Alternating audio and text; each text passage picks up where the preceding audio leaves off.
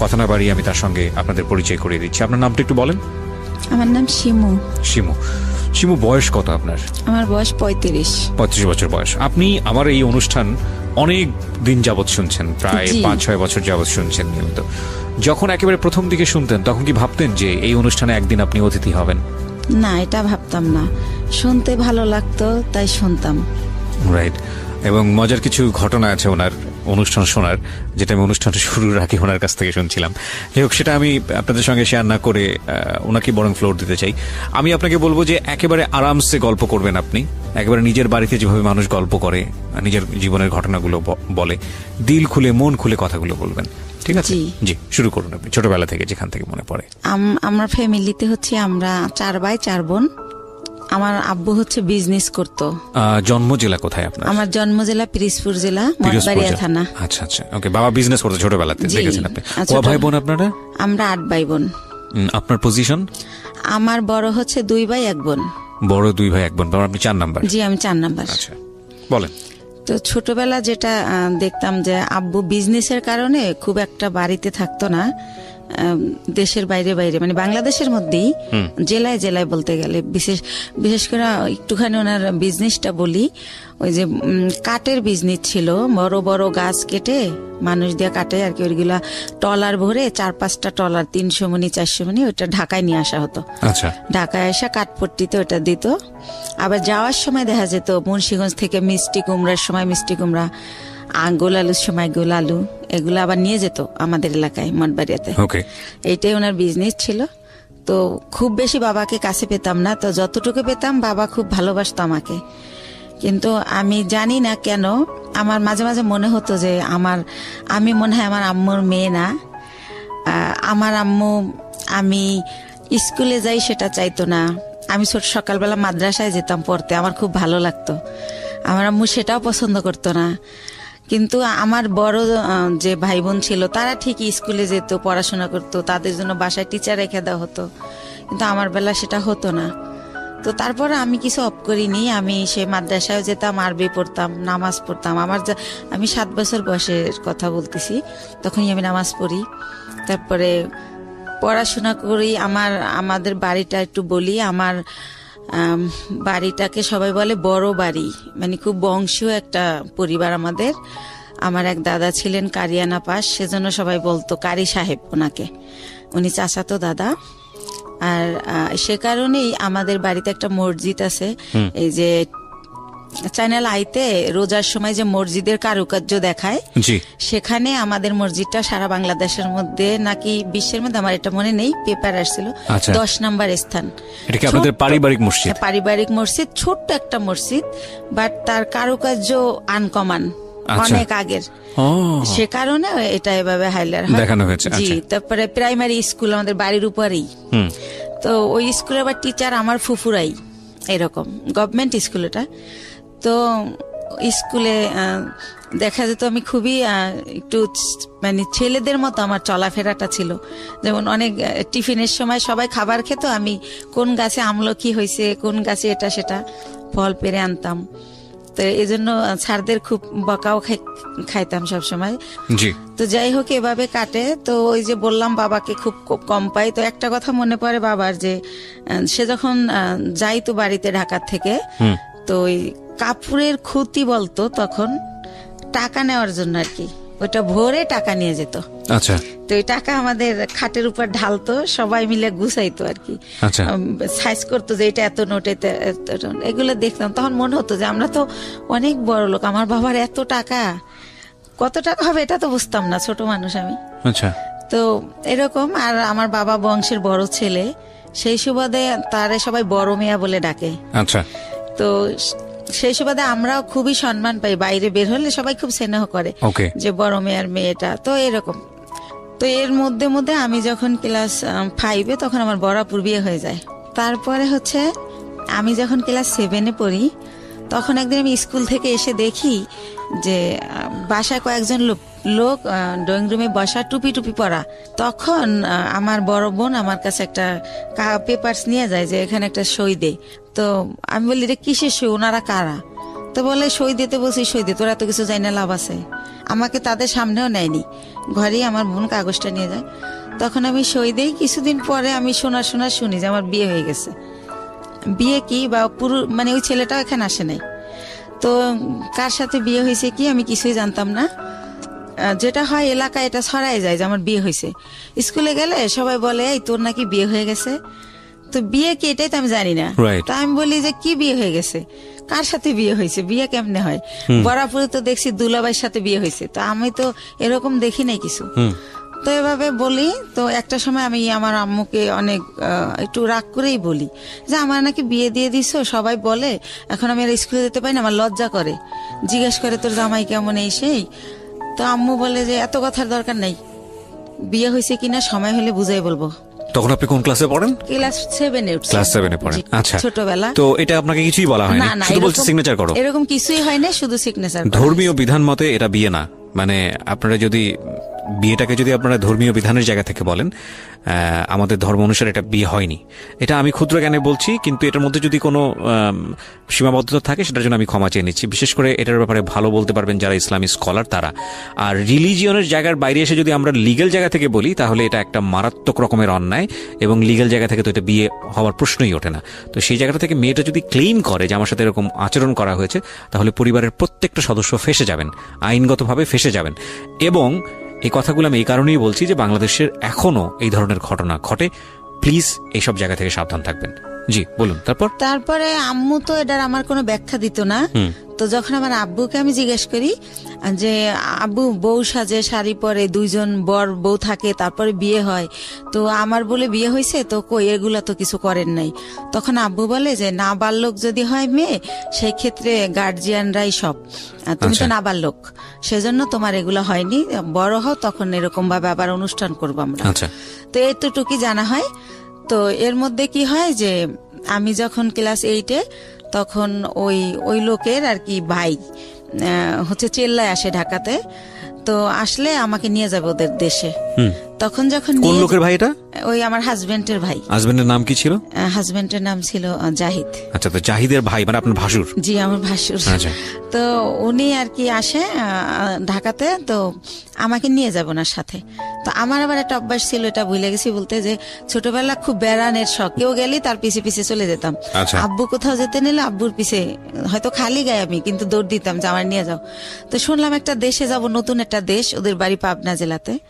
তো আমি খুব খুশি, তো ওনার সাথে গেলাম। তো যাওয়ার পরে গ্রামে যেটা হয়, সবাই শুনছে যে আমি জাহিদের ওয়াইফ। তখন সবাই বলে যে মেয়ে, এত সুন্দর একটা মেয়ে, ওই সময় তো ছোট ছিলাম, সুন্দর ছিলাম, তো এত সুন্দর একটা মেয়ে পাগলটার সাথে কিভাবে দিল এর বাবা মা। আবার মেয়েটার একাই পাঠাই দিয়েছে, কেউ আসে নাই। কিন্তু পাঠাইছে অন্য সেন্সে, এটা আমার বাবার ফ্রেন্ডের বাড়ি, ওই সেন্সে পাঠাইছে। কিন্তু লোকজন সবাই জানে যে বউ হিসেবে আসছে, এটা জানছে গ্রামের মানুষ। তো এভাবে বলে, আমি তো সেম পুকুরে ডুবাচ্ছি, দৌড়াচ্ছি, শ্বশুর বাড়ি তো ওইরকম বুঝতেছি না। তো ওনারে মা ডাকতে হবে, তো সেইভাবে আগে আন্টি ডাকতাম, এখন মা ডাকি শাশুড়িকে। ওটা বলে দিয়েছে যে ওনাকে মা ডাকবা? হ্যাঁ, বলে দিয়েছে। আমার আম্মু বইলা দিছে ঢাকা থেকে, তুমি আগে যখন আসতো তোমার আঙ্কেলের ওয়াইফ আন্টি বলতা, আঙ্কেল বলতা, এখন বাবা আর মা বলবা। তো আপনি জিজ্ঞেস করেননি বাবা মা কেন বলবো? ওই যে বিয়ে হয়েছে তার ছেলের সাথে। না, কিন্তু সেটা তো আপনি তখনও জানেন না। জানি বলতে সে তো মুখে বলতো যে বিয়ে হয়েছে। ও আচ্ছা আচ্ছা। আপনিও প্রশ্ন করেননি যে ঠিক আছে বিয়ে মানে বিয়ে? ওকে, তো আমি আসলে ভাইয়া জানতো না, বুঝতেন না। জি, রাইট। তো তারপরে হচ্ছে আমি আমার শাশুড়িকে জিজ্ঞেস করি যে মা, সবাই যে বলে যে পাগলের কাছে বিয়ে দিছে, পাগলকে? তো বলে আরে ও হচ্ছে জাহিদের কথা বলে। তো আমি বলছি ওনারা সবাই পাগল বলে কেন? তো বলে ও হচ্ছে ঠিক মতো গোসল করে না, পুকুরে ডুবায়, মাঝে মাঝে খেলতে অন্য অন্য জেলায় চলে যায়, ফুটবল খেলে, তো সেজন্য সবাই পাগল বলে, মানে খুব ভালোভাবে থাকে না, অপরিষ্কার একটু থাকে। তো এইভাবে আমাকে যেটা বুঝালো, তো এইভাবে বুঝলাম, কয়েকদিন বেড়ালাম, তারপর আবার আমার আব্বু যাই নিয়ে আসলো আমাকে। তখনও জাহিদের সঙ্গে আপনার দেখা হয়? না, দেখা হয়নি, ওনাকে আমি দেখিনি। তো আমি জানি না উনি কই, বা আমার ওই তো কিউরিসিটিও নাই। এক্স্যাক্টলি। তো আমি আবার ঢাকা চলে আসলাম। আসার পরে আমার ওই যে মাথার মধ্যে ঢুকছে গ্রামে যে একটা পাগলের কাছে আমার বিয়ে দিছে, ওইটা আমার মাথার থেকে আর সরতেছে না। আমি পড়াশোনা করতে পারতেছি না, স্কুলে যাইতে পারতেছি না, হয়তো ক্লাসে আসি ম্যাডাম কি বলতেছে আমি শুনি না, এরকম হয়ে যাচ্ছে, মানে কিরকম জানি। তো তখন এরকম হওয়াতে আমার আম্মু আব্বুকে বললো যে ইয়ে হয়েছে, ওদেরকে একটা বাসা টাসা ভাড়া নিয়ে আলাদা করে দাও। তোমার মেয়ে শুধু প্রশ্ন করে, পড়ালেখা করতে চায় না। আমার নাকি আমার আম্মুর নাকি ক্লাস 5 বিয়ে হয়েছিল, আমার আব্বু বড় টড় করে তারে সংসার করছে।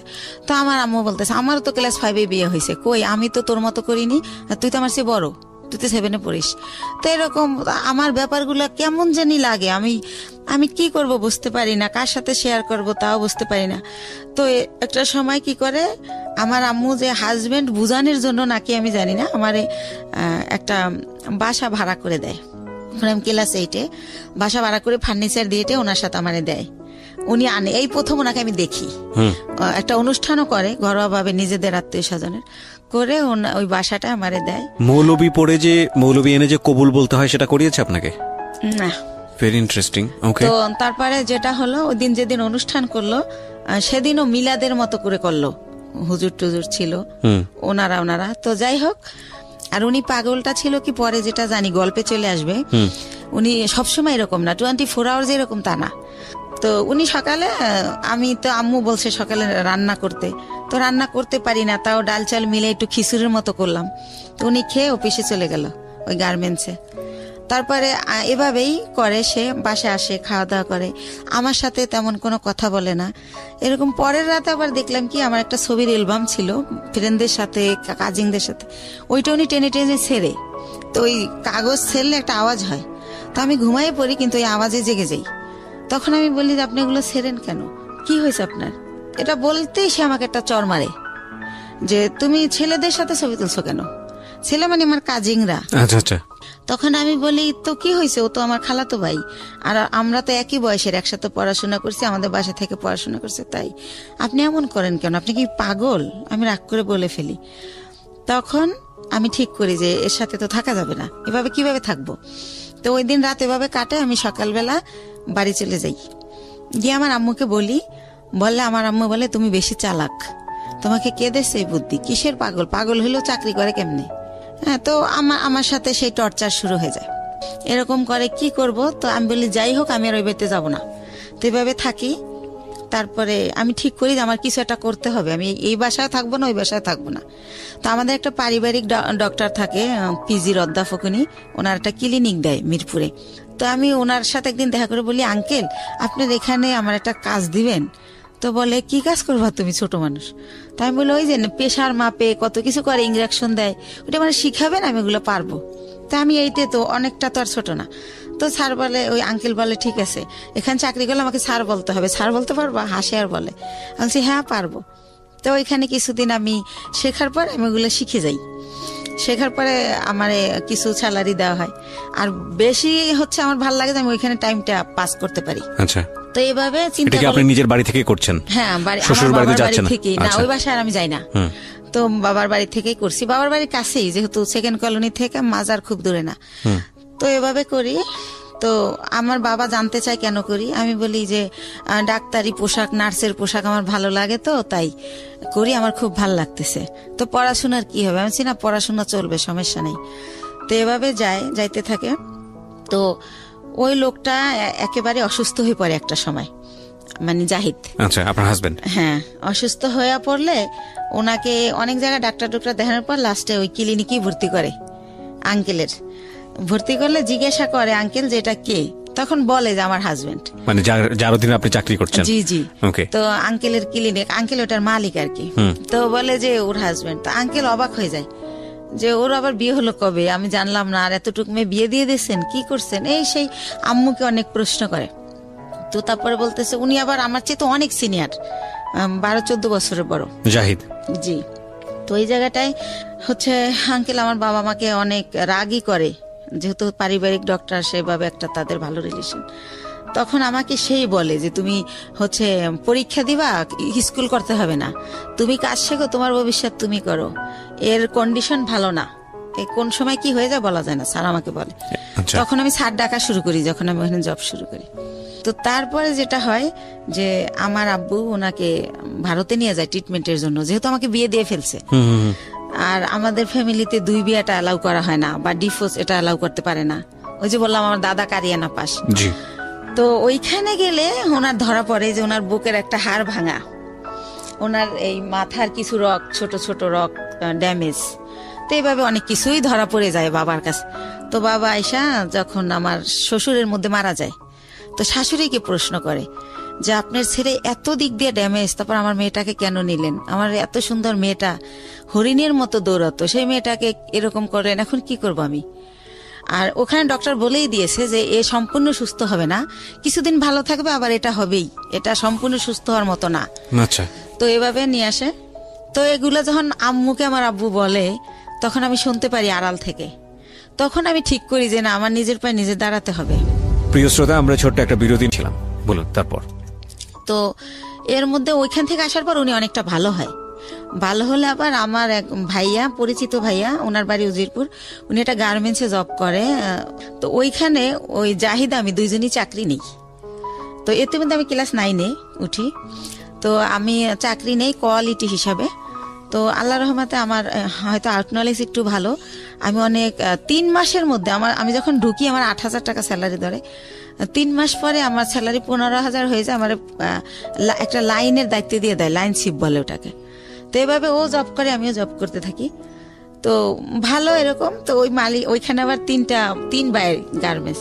তো 3 ছাড়ি হচ্ছে আমারে এত ভালো জানে যে এক স্যার যখন আসবে না, অন্য স্যার কি করে আমি জানি বলি, এভাবে আমাকে করে আর কি, যে তুমি আমাদেরকে বলবা।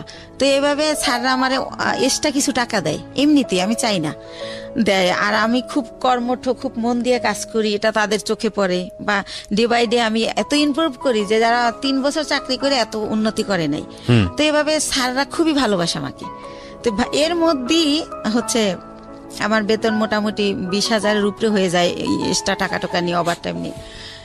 এর মধ্যে ওই লোকটা আবার অসুস্থ হয়ে যায়, এমন অসুস্থ যে একদম হলুদ হয়ে যায়, একদম খারাপ অবস্থা হয়ে যায়।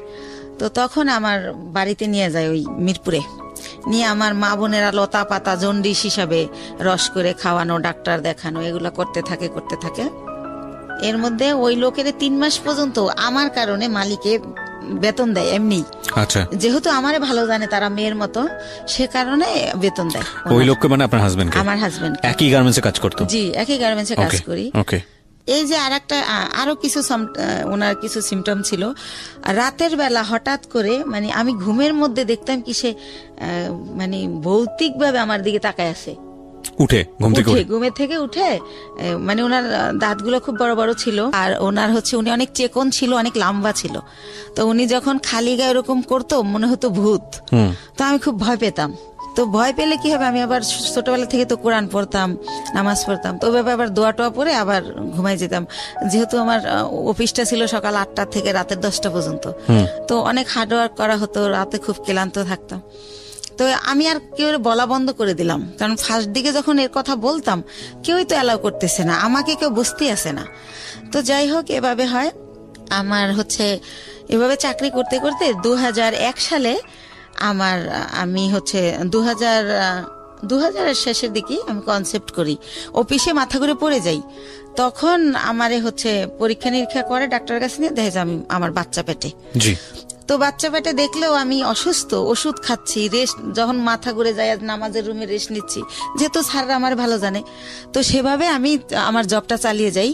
তো যখন 6 মাস হয়ে যায়, তখন আমি আর পারি না, নিজের সাথে আর যুদ্ধ করতে পারি না, তখন আমি জবটা ছেড়ে দেই। তো এর মধ্যে আমার মোটামুটি বেশ কিছু টাকা সঞ্চয় হয়ে যায়। তো জবটা ছেড়ে দেওয়ার পর আমার বেবিটা যখন হয় 2001 সালের মানে জানুয়ারি মাসের 31 তারিখ রাত 12:30টায় হয় আমার ছেলেটা। সেখানেও বলি, আমাকে যখন একটা প্রাইভেট ক্লিনিকে নেয়, অন্য লোকে নেয়, আমার হাজবেন্ড নেয় না। আর আমি যে প্রেগনেন্ট, এই সময়টা আমার মার আমাকে একটু সময় দেওয়া উচিত, আমার কাছে থাকা উচিত, কিন্তু আমার মা সেটা করে না। তো সে কারণে আমি ওই ভাড়া বাসায় থাকি, মার কাছে আর থাকি না। তো আমি যখন আমারে অন্য মানে ভাড়াটিয়ারা নিয়ে যায় একটা ক্লিনিকে, সেখান থেকে আমার অবস্থা খারাপ দেখে, যেহেতু আমার বয়স কম, সেজন্য আমার অবস্থা খারাপ হয়ে যায়, বা আমার খাওয়া দাওয়া হয় না ভালো। তো আমার ঢাকা মেডিকেল নিলে তখন ডক্টররা বলে যে ইমিডিয়েটলি সিজার করতে হবে, না হলে বাচ্চা মা কাউকে বাঁচানো যাবে না। তো সিজার করবে, হাজবেন্ডের সিগনেচার লাগবে। এখন হাজবেন্ড কোথায়?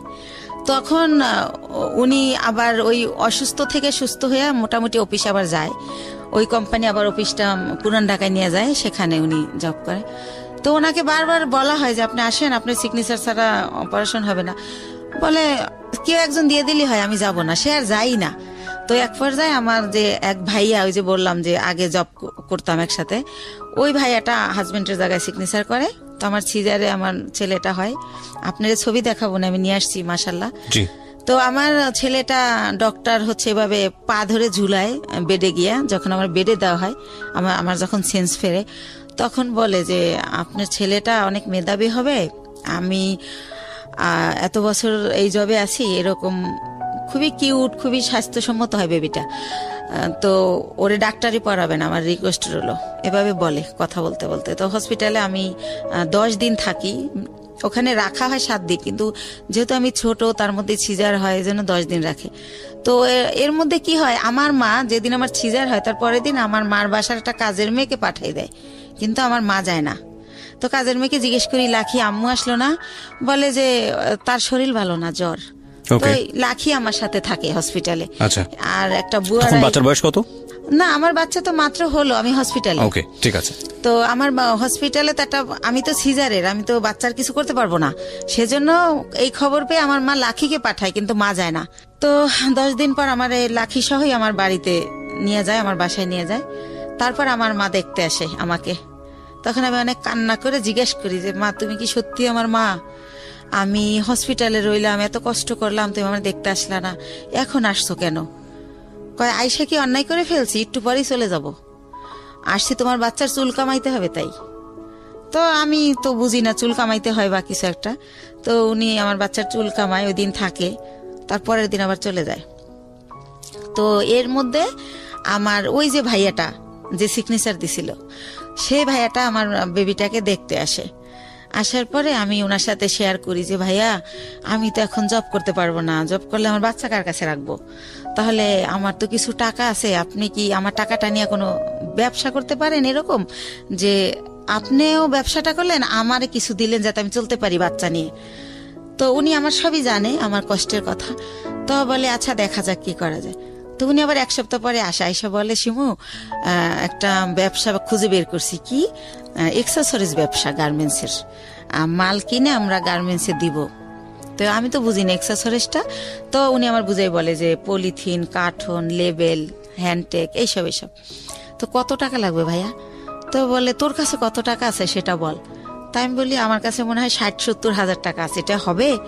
তো বলে যে হ্যাঁ, এটা দিয়েই শুরু করি, প্রথম দেখি কি হয়। তো আল্লাহ রহমতে উনি শুরু করলে প্রায় আমার খরচও চালায়। এরপরে উনি 6 মাস পরে বলে যে প্রায় আমাদের পুঁজি হয়ে গেছে 3 লাখ টাকার মতো 6 মাসের মধ্যে। তো অনেক ভালো লাভ। তো তখন বলে যে আরো টাকা ইনভেস্ট করলে ভালো হতো। তো আমার বাবার দেওয়া কিছু গয়না থাকে আমার, সেই গয়নাগুলো আমি বিক্রি করে আরো টাকা ওইখানে ঢুকাই। তো এরকম করতে করতে আমার বাচ্চাটা, মানে আমার ছেলেটার বয়স হয়ে যায় 2 বছর। 2 বছর, ওকে, 2 বছর হয়ে যায়। তো আল্লাহর রহমতে ভালোই আছি, ভালোই চলতেছি, ব্যবসা খুব ভালো হচ্ছে। তো এভাবে তো আমি বলি যে ভাইয়া এখন একটা অফিস নেন, তাহলে আরো ভালো হবে। তো ভাইয়া কি করে, একটা আরামবাগে ছোট একটা অফিস ভাড়া নেয়, কার্ড ছাপায়, ভিজিটিং কার্ড, কোম্পানির একটা নাম দেয়, স্বদেশ ইন্টারন্যাশনাল, তো এইভাবে একটা নাম দিই আমরা। তো তারপরে যেটা হয় যে ব্যবসা কি হয়, যে টাকা যায় তার চেয়ে আমরা 3 ডবল মাল বাকি আনা যায়। ধরেন 1 লাখ দিয়ে 3 লাখ টাকার মাল বাকি আনা যায়। এভাবে আমরা আবার কোম্পানির মাল দেই। এভাবে করতে করতে আল্লাহর রহমতে আমাদের পুঁজি প্রায় 30-40 লক্ষ টাকা হয়ে যায়। যেহেতু আমরা কম পুঁজি খাটাই ভালো ব্যবসা করতেছি, যেহেতু আমাদের লেনদেন ভালো। এর মধ্যে আমাদের 3টা কর্মচারী নিয়ে নেয় ভাইয়া, একটার নাম স্বপন, একটা বাপ্পি, আর একটা রেজা। তো এভাবে ভালো ব্যবসা চলতেছে। তো আমার ছেলেটা 2 বছর যখন হয়, ও একা একা পেন্সিল খাতা দিয়ে বসাই দিয়ে খেলতে দেখি যে ও সরোয়া লিখে ফেলে। এভাবে তো দেখি যে আব্বু এরকম করো, তো লেখে। তো তখন আর ওরে আমি বলি আমার ভাইয়াকে যে ভাইয়া ওরে না স্কুলে দিয়ে দেই, কিন্ডার গার্ডেনে, ও তো লেখা শিখে গেছে। কয় দূর হবো, এত তাড়াতাড়ি না। তো এরকম করতে করতে আমাদের বাসায় একটা ম্যাডাম বাড়া থাকে পাশের ফ্ল্যাটে। তো ম্যাডামকে বলি, ম্যাডাম কয় ওর পরীক্ষা দেওয়া লাগবে না, এমনি নিয়ে যায় নাইসেন, ভালো হবে, এতে ওর শেখা হলো, সামনের বছর ভর্তি করবেন। তো এইভাবে নিয়ে যেতাম, আসতাম, ফিটার নিয়ে যেতাম ব্যাগে করে, ওর ফিটার খাওয়াতাম টিফিনে। তো এভাবে ওরা সবাই আদর করে। ওর নাম হীরামণি। তো ওর নাম হীরা, তো আদর করে সবাই হীরামণি ডাকে। তো এরকম একটা পজিশনে আমার বাবা শোনে যে আসলে আমার বেশ কিছু টাকা হয়েছে, আমি ভালো বিজনেস হচ্ছে আমার, আমি খুব ভালো আছি। তো আমার বাবা আমাকে বলে কি যে ওই যে কারি দাদু, সেই দাদু মারা গেছে, দাদুর ছেলেরা সব আমেরিকায় সেটেল, তো তাদের কিছু জমি বিক্রি করে চলে যাবে, একেবারেই কম দামে দিয়ে দিবে যদি নিজেরা নেয় যারা বেলাডের। তো আমার বাবা আমাকে বলে যে হচ্ছে এরকম জমি বিক্রি করবে, তো তুমি কি কিনবা? তো আমি ভাইয়ের সাথে আলাপ করি, তো ভাই বলে যে জমি তো আর কিনলে ফালানো যায় না, কিনতে পারিস যেহেতু কম দাম। তো মাত্র 1 বিঘা জমি মাত্র 45,000 টাকা দাম। তো ওই 45,000 টাকা দিয়ে আমার বাবাকে আমি দেই, আমার বাবা জমিটা আমার নামে কেনে। আমি যাইও না, দেখিও না, ওই আমাদের পিরিজপুরে আর কি, মঠবাড়িয়াতে। তো এইভাবে আমার জমিটা হয়। তো এরকম এর মাঝে মাঝে ওই যে লোক, এর আর একটা কথা ভুলে গেছি, এরপরে কি হয়, আমার বেবিটার যখন বয়স 1 বছর, তখন সবাই বলে যে একটা বেবি হয়েছে, এখন ভালো হয়ে যাবে। তো উনি মাঝে মাঝে নাই হয়ে যায়, আবার চলে আসে, এভাবে আপ অ্যান্ড ডাউন চলতে থাকে। তো অনেকে বলে যে বিজনেসে ঢুকাইতে, তো আমি দেই না, কারণ তো ওনার তো ব্রেন ঠিক নাই, তো সেজন্য দেই না। যে না, উনি মাঝে মাঝে জব করে, আবার চলে যায়, আবার আসে। তো উনি কি করে, ঈদ যেমন প্রথম ঈদ আমার বেবি হওয়ার পরে, তো ঈদের দিন উনি হচ্ছে চান রাতের দিন, ওনার এক ভাগ্নে আমার এখানে জব করে, যেটার নাম বললাম রেজা, আর একটা থাকে ভাগ্নে আনোয়ার। তো চান রাতের দিন ওরা বাসায় আসছে, তো রাত অনেক হয়েছে। আমি বলি এই, তো আনোয়ারে জিজ্ঞেস করি তোমার মামা বাসায় আসবে না? বলে না। আমি বলছি কেন, কোথায় গেছে? কয় ওনার এক ফ্রেন্ড আসছিল কুমিল্লা থেকে, সম্ভবত উনি কুমিল্লা চলে গেছে। তো এর আগেও একবার ফার্স্ট ঈদে এরকম করে, উনি চান রাতের দিন নাই হয়ে গেছে, তো উনি আবার কোরবানির আগে ব্যাক করে। এতদিন উনি কই ছিল জিজ্ঞেস করলে অ্যান্সার করে না। তো সেম কাহিনী আমার ছেলে হয়েছে, আমার ছেলের বয়স 1 বছর, আমার ছেলের ফার্স্ট ঈদ উনি এরকম চান রাতে আসে নাই।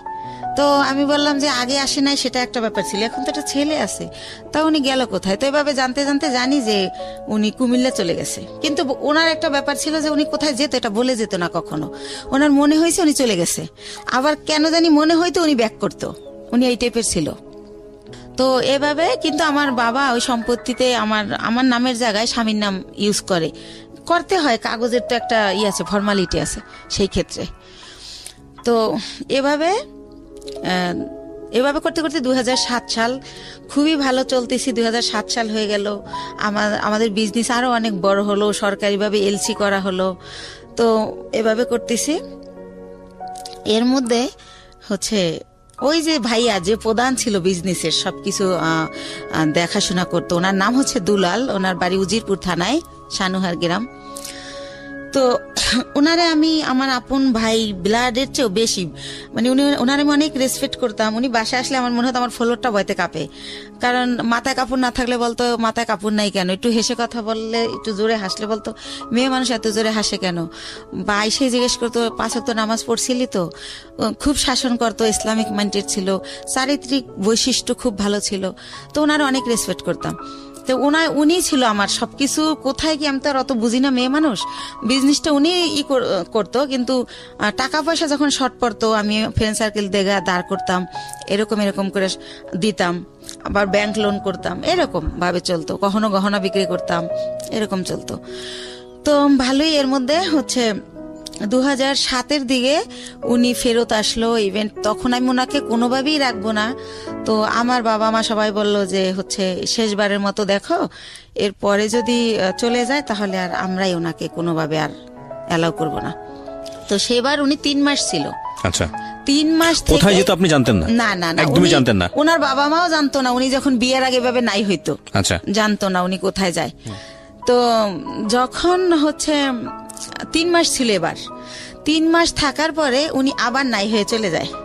তো তারপরে হচ্ছে কি, উনি যখন চলে যায় এই 3 মাস থেকে, এই লাস্ট, ওনার পাটার আসবে না, এরপর আমি অন্য ইয়েতে যাব। তো উনি যখন চলে যায় তখন আমার আবার বেবি পেটে চলে আসে, সেকেন্ড বেবি। কিন্তু একটা কথা ভাইয়া বলে রাখি, মানে হাজবেন্ড ওয়াইফ এক জায়গায় যাওয়া, হাজবেন্ড ওয়াইফ কথা বলা, একসাথে খাওয়া, ওনার সাথে আমার এটা কোনোদিনও ছিল না। কিন্তু কি হতো, উনি আসলে ঘুমাতো আলাদা রুমে, কিন্তু হয়তো বা সকাল আজানের পরে বা আজানের আগে কোনো একটা টাইমে আমি ফিল করতাম যে উনি আমার বেডে আসছে। মানে হঠাৎ করে আচমকা শারীরিক সম্পর্ক? হ্যাঁ, হঠাৎ করে আসতো, উনি আমার সাথে ঘুমাতো না, আসতো, আমি টের পাইতাম। অনেক সময় আমি এমনও হয়েছে যে ওনাকে আমি মেরেছি। হঠাৎ করে তুমি কেন আসলে? আমি ঘুমাইছি, বাচ্চাকে ঘুম পাড়িয়ে, বা আমার শরীর খারাপ, হঠাৎ করে ঘুমের মধ্যে, তো আমার খারাপ লাগতো, আমি ধাক্কা টাক্কা দিতাম এভাবে। তো এভাবে উনি ওনার সাথে আমার রিলেশনটা শারীরিক যেটা বলেন এতটুকুই ছিল, এর বাইরে কিছু ছিল না। ভালো মন্দ কোনো কথা বলা ছিল না, কোনোদিনও ছিল না এটা। জি, সেকেন্ড বেবি আসলো। হ্যাঁ, সেকেন্ড বেবি আসলো। তো এখন আমি তো সেকেন্ড বেবি নেব না, কারণ আমি ফার্স্ট বেবির কারণেই আমি আমার জবটা ছেড়ে দিয়েছি, বিজনেসটাও মানুষ করতেছে। সেই ফার্স্ট বেবিরে আমি স্কুলে নিয়ে যাচ্ছি, আনতেছি, ওরে গান আবৃত্তি অভিনয় শিখাচ্ছি, বিভিন্ন সাবজেক্টে দিচ্ছি যে ও ভালো কিছু করবে। ও ছোটবেলা থেকে একা একা আসিফের গান করে 3 বছর বয়সে, তখন আর আমি 4 বছর বয়সে গানের স্কুলে দিয়ে দিই, গ্যান্ডারিয়া কিশালয় কচিকাচার মেলা, খুব ভালো একটা স্কুল, ওটা সাংস্কৃতিক। তো যাই হোক, ওরে নিয়ে আমি খুব বিজি, আমি তো বেবি নেব না। তো এখন বেবি মানে নষ্ট করার জন্য অনেক জায়গায় যাই, কেউ নষ্ট করতে পারে না, নষ্ট করে না। যে আপনার সিজারের বেবি এমআর করলে আপনার ইনফেকশন হতে পারে, বিভিন্ন রকম ভয় দেখায়। তো তারপরে আমি হোমিও কিছু ওষুধ খাই, কেউ বলে কাঁচা আনারস খেলে নষ্ট হবে। তো যাই হোক, কোনোভাবে আমার বেবিটা নষ্ট হয় না, থেকেই যায়। থেকে যাওয়ার পরে ঠিক আছে, সেকেন্ড বেবি পেটে। তো এভাবে সেকেন্ড বেবিটা হয় 8 দিনে। ওই টাইমটাতে আমি অনেক অসুস্থ থাকি, এতটা অসুস্থ, 8 দিনে আমার 2 মাস থাকতে হয় হসপিটালে। তো ওই টাইমটাতে 2 মাস আমি যখন থাকি, ওই যে আমার ভাইয়া, সে আমার ব্যবসার টাকা দিয়ে তার ভাইকে বিয়ে করায়, তার বোনকে বিয়ে দেয়। এরকম করতে করতে আমি, আমার কর্মচারী যারা, তারা আমাকে জানায় যে ম্যাডাম, আপনার কিন্তু ঘরের ইন্দুরে বান কাটতেছে, আপনার কিন্তু শেষ হয়ে যাচ্ছে সব, টেরও পান না আপনি। তা আমি বুঝি না, ইনডাইরেক্টলি বলা এত কথা আমি বুঝি না। এই ভাইটা কে ছিল আপনার? ওই যে আমার যে বিজনেস করতো, টাকাগুলো আমি দিতাম, বাট সে বিজনেসটা আপন ভাই তো না? না না। তাহলে উনি আমাকে বোন ডাকছিল, আর আমার বড় ভাইয়ের নামে ওনার নাম। ওকে, সেই সুবাদে ওনার আমি ভাই বলি। ঠিক আছে। তো এইভাবে, তো আমি এগুলো শুনলে ওনার আমি এত বিলিভ করি যে এত বছর সে আমার বিজনেসটা, সে 60,000 টাকা পুঁজি থেকে আল্লাহ রহমতে এখন 40-50 লক্ষ টাকার বিজনেস, সে যদি আমার ভালোই না বাসতো এটা তো হতো না। আর আমার ছেলেটাকে প্রচন্ড রকম ভালোবাসে, মানে সে ডিউটিতে থাকলেও বারবার ফোন দিয়ে জিজ্ঞেস করে। এর মাঝে যখন ফোন বের হয়, সে আমার ফোন কিনে দেয় আমার ছেলের খবর নেওয়ার জন্য, আমি ফোন ইউজ করি, এরকম অনেক কিছু হয়ে যায়। তো যাই হোক, একটা সময় কি হয় যে 2011 সালের দিকে সে আমার শুধু বলতে থাকে আমার বিজনেসে লস, সিগনেট তোমার টাকা মেরে দিছে, অমুক জায়গায় এত লাখ টাকা, অমুক জায়গায় 7 লাখ, 3 লাখ, এগুলো বলে। আমি যে ফ্ল্যাট ভাড়া দিব, সে আমার ভাড়াও ঠিক মতো দিতে পারতেছে না। আচ্ছা, এর কারণ হচ্ছে যে সে টাকাগুলো অন্যদিকে খরচ করতেছে। এর মধ্যে আমি বাপ্পির কাছে জানতে পারি সে গুলশান বনানীতে একটা ফ্ল্যাট কিনে ফেলে। প্রিয় শ্রোতা, আমরা ছোট্ট একটা বিরতি নেব, আর এই ফাঁকে আপনাদেরকে বলে নেই, ঢাকা এফএম এর পেজটিতে আপনারা আসতে পারেন। আমাদের পেজটির ঠিকানা www.facebook.com/ILoveDhakaFM, ILoveDhakaFM। প্লিজ পেজটিতে লাইক দিয়ে কানেক্টেড থাকবেন। ওকে, ছোট্ট একটা বিরতি। আমি ছিলাম, বলুন তারপর। আমার যত টাকা থাকে ওটা দিয়ে উনি ফ্ল্যাট কিনে ফেলার কারণে আমার ব্যবসার পুঁজি শেষ হয়ে যায়, কিন্তু উনি আমার সেটা বলে না। তো এর মধ্যে বাপ্পি যখন বলে, ওনার আমি যখন জিজ্ঞেস করি যে ভাই, ওনার আমি ভাই বলেই ডাকতাম, আর উনি আমার ভাই ভাইকেই কথা বলতো। তো ভাই, একটা সত্যি কথা বলবেন, একজনকে শুনলাম আপনি নাকি আমাদের জন্য একটা ফ্ল্যাট কিনছেন। আমি আমাদের জন্য বলি, আমি উনি কিনছে ওটা বলি না, আমাদের জন্য একটা ফ্ল্যাট কিনছেন। তখন হাসে আর কয়, এই গুলশান একটা ফ্ল্যাটের দাম জানিস? কিসের ফ্ল্যাট কিনছি গুলশানে? তুই ভুল শুনছিস। তো এর মধ্যে আবার সে আমার একটা সান্ত্বনা দিল যে রিভার ভিউতে 6 শতক জমি কিনছি তোর আর আমার নামে। হয়তো ওইটা কেউ শুনছে, বাপ্পিরে বলছিলাম, মনে হয় বাপ্পি তোরে ওইটা উল্টা ভাবে বলছে। তো আমি ভাইয়ের কথাই বিশ্বাস করলাম, বাপ্পির কথা আর বিশ্বাস করলাম না। বাপ্পি আমাদের শুরু থেকেই কর্মচারী। তো যাই হোক, এভাবে 12 সালে দেখি যে আমার হচ্ছে মানে এমন অবস্থা হয়ে যাচ্ছে, সে 2-3 মাসের ভাড়া একসাথে দিচ্ছে। তারপরে সে হঠাৎ করে বলল যে আমি একটু দেশে যাব, আমার বাড়িতে একটু কাজ আছে, জমি জমার ব্যাপারে, আমি 2 দিনের পর চলে আসব। সে বাড়ি গিয়ে 22 দিন হয়ে গেছে যখন সে আসে না। আর আমি ফোন দিলি বলে এই তো ভাই কাইলে আসবো, পরশু আসবো, এরকম করে। এদিকে কর্মচারীরা বলে যে যাদের থেকে আমরা মাল বাকি আনি ওরা টাকার জন্য তাগেদা দিচ্ছে, আবার আমরা যেখানে টাকা পাবো সেখানে ওরা গেলে টাকা দিচ্ছে না, যে টাকা তো দেবো দুলালের কাছে। তো এভাবে আমি একদিন অনেক কান্নাকাটি করি, ভাই আপনি আসেন না কেন, এরকম এরকম অনেক কিছু বলি। এর মাঝে আমাদের ডিএসএস একটা অফিস নেয়, ওই অফিসটা ছেড়ে আরামবাগেরটা। তো আরামবাগেরটা আমি চিনতাম, ডিএসএস এর অফিসে আমি কোনোদিন আসি নাই, কারণ যেহেতু ছেলেদের কাজ কারবার সবাই পুরুষ মানুষ, ভাই চাইতো না যে আমি আসি, তো আমি আসতাম না। তো আমি অনেক কান্নাকাটি করি যে ভাই আমার কি সবকিছু শেষ হয়ে গেল, আমার স্বামী দিয়ে আমি সুখ পাইলাম না, আমি চিন্তা করছিলাম আমার ছেলেটাকে আমি মানুষ করব, আপনি তো সবই জানেন আমার জীবনের, এখন আপনি কোথায় গিয়ে লুকাই রয়েছেন, আমার কি হবে এখন, আমি কোথায় যে দাঁড়াবো। তো এভাবে অনেক কান্নাকাটি করার পরে বলে কি যে আচ্ছা ঠিক আছে আমি 2 দিন পর আসতেছি। এরকম করতে করতে সে 1 মাস থাকে। 1 মাস থাকার পর আমি জানতে পারি যে সে বিয়ে করছে দেশে, সেজন্য সে আসে না। তো সে 1 মাস পরে সে বউ নিয়ে এসে ওই গুলশান ফ্ল্যাট কমপ্লিট হয় নাই দেখে সে লেট করতেছিল বাড়িতে। তো যখন সে নিউজ পায় যে ফ্ল্যাট কমপ্লিট, তখন সে বউ নিয়ে ওই ফ্ল্যাটে ওঠে। কিন্তু টাকা কিন্তু তার একটা পয়সাও ছিল না, টোটাল টাকাই কিন্তু আমার ছিল। সে ওঠার পরে আমি ওইটাও বাপ্পির কাছে জানি। আমি যখন জিজ্ঞেস করি ভাই আপনি কোথায় উঠছেন, সে আইসা বলে যে আমি তো এরকম আমারে বলে যে আমি তো বিয়ে করছি, বউ নিয়ে কি তোর বাসায় উঠবো না চম্পার বাসায় উঠবো, তার বোনের নাম বলে। এই চম্পাকেও সে বিয়ে দেয় আমার অর্থ দিয়েই, এটা আমি পারমিশনই দিছিলাম, কিন্তু সে যত টাকা খরচ করছে অত টাকা খরচ করতে আমি বলছিলাম না। তো যাই হোক, আমি বলি যে না আমাদের বাসা আপনার বউ নিয়ে উঠবেন কেন, এটা কেমন দেখা যাবে, আপনি চম্পার বাসায় ওঠেন। কারণ তার প্রতি তো এর মধ্যে আমি বিরক্তি, সে আমার সাথে যা করতেছে ঠিক করতেছে না। তো পরে আমি জানতে পারি যে সে আসলে নিজের ফ্ল্যাটে ওঠে। তো ওঠার পরে আমি তখন তারে বলতে থাকি যে ভাই আমি আপনি যে 1 মাস ছিলেন না, আমি অনেক টাকা লোন করছি, এটা দিতে হবে, আপনি আমার তাড়াতাড়ি টাকা দেন। আমি টাকার জন্য তার খালি প্রেশার ক্রিয়েট করতে থাকি যে আমার কত টাকা আছে, আমার হিসাবটা দেন। তো আরেকটা কথা বলে রাখি, সে আমার একটাবার বলে কি ডিএসএস অফিস নেওয়ার আগে যে 20 লক্ষ টাকা না দেখাইলে গভর্নমেন্ট আমাদের এলসি করতে দিবে না। তো সেই ক্ষেত্রে আমাদের তো এখন 20 লক্ষ টাকা নাই ব্যাংকে, মনে হয় 10 লাখ টাকার মতো আছে।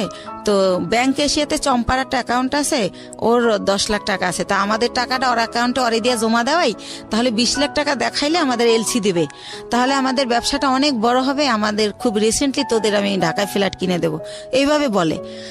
তো বলার পরে আমি আমার নামে থাকে ওই যে 10 লাখ টাকা থাকে ওটা আমার নামে থাকে। তো ওইটা আমি উঠাই দিলে ওইটা উনি চম্পার অ্যাকাউন্টে দেয়, উনিও হয়তো শুনবে এটা। তো দেওয়ার পরে দেখেন আমার টাকাটা চম্পার হয়ে গেল। তো সেভাবে এক এক করে আমার সবকিছু এরা দখল করে নিছে। তো এর মধ্যে আমার ছেলেটা তো মাশাআল্লাহ বড় হয়। তো এর আগে আরেকটা কথা ফেলাই যায়, 2009 সালে আমার ছেলে একটা মুক্তিযুদ্ধের গানের উপর নাচ করে বৈশাখী টিভিতে। ওইটা দেখার পরে ওরে অনেক চ্যানেল থেকে ডাকে। তো তারপরে আমি ওরা অনেক কিছুতে ভর্তি করি। তারপরে হচ্ছে ও 2009 শেষের দিকে বাংলাদেশ টেলিভিশনে একের পর এক প্রোগ্রাম করে। তো এই যে আমার টানাপোড়ের কারণে, আমি ছেলেকে নিয়ে দৌড়ানোর কারণে, আর আমার তো বিশ্বাস ছিল যে ভাই আমার সাথে বিশ্বাসঘাতকতা করবে না।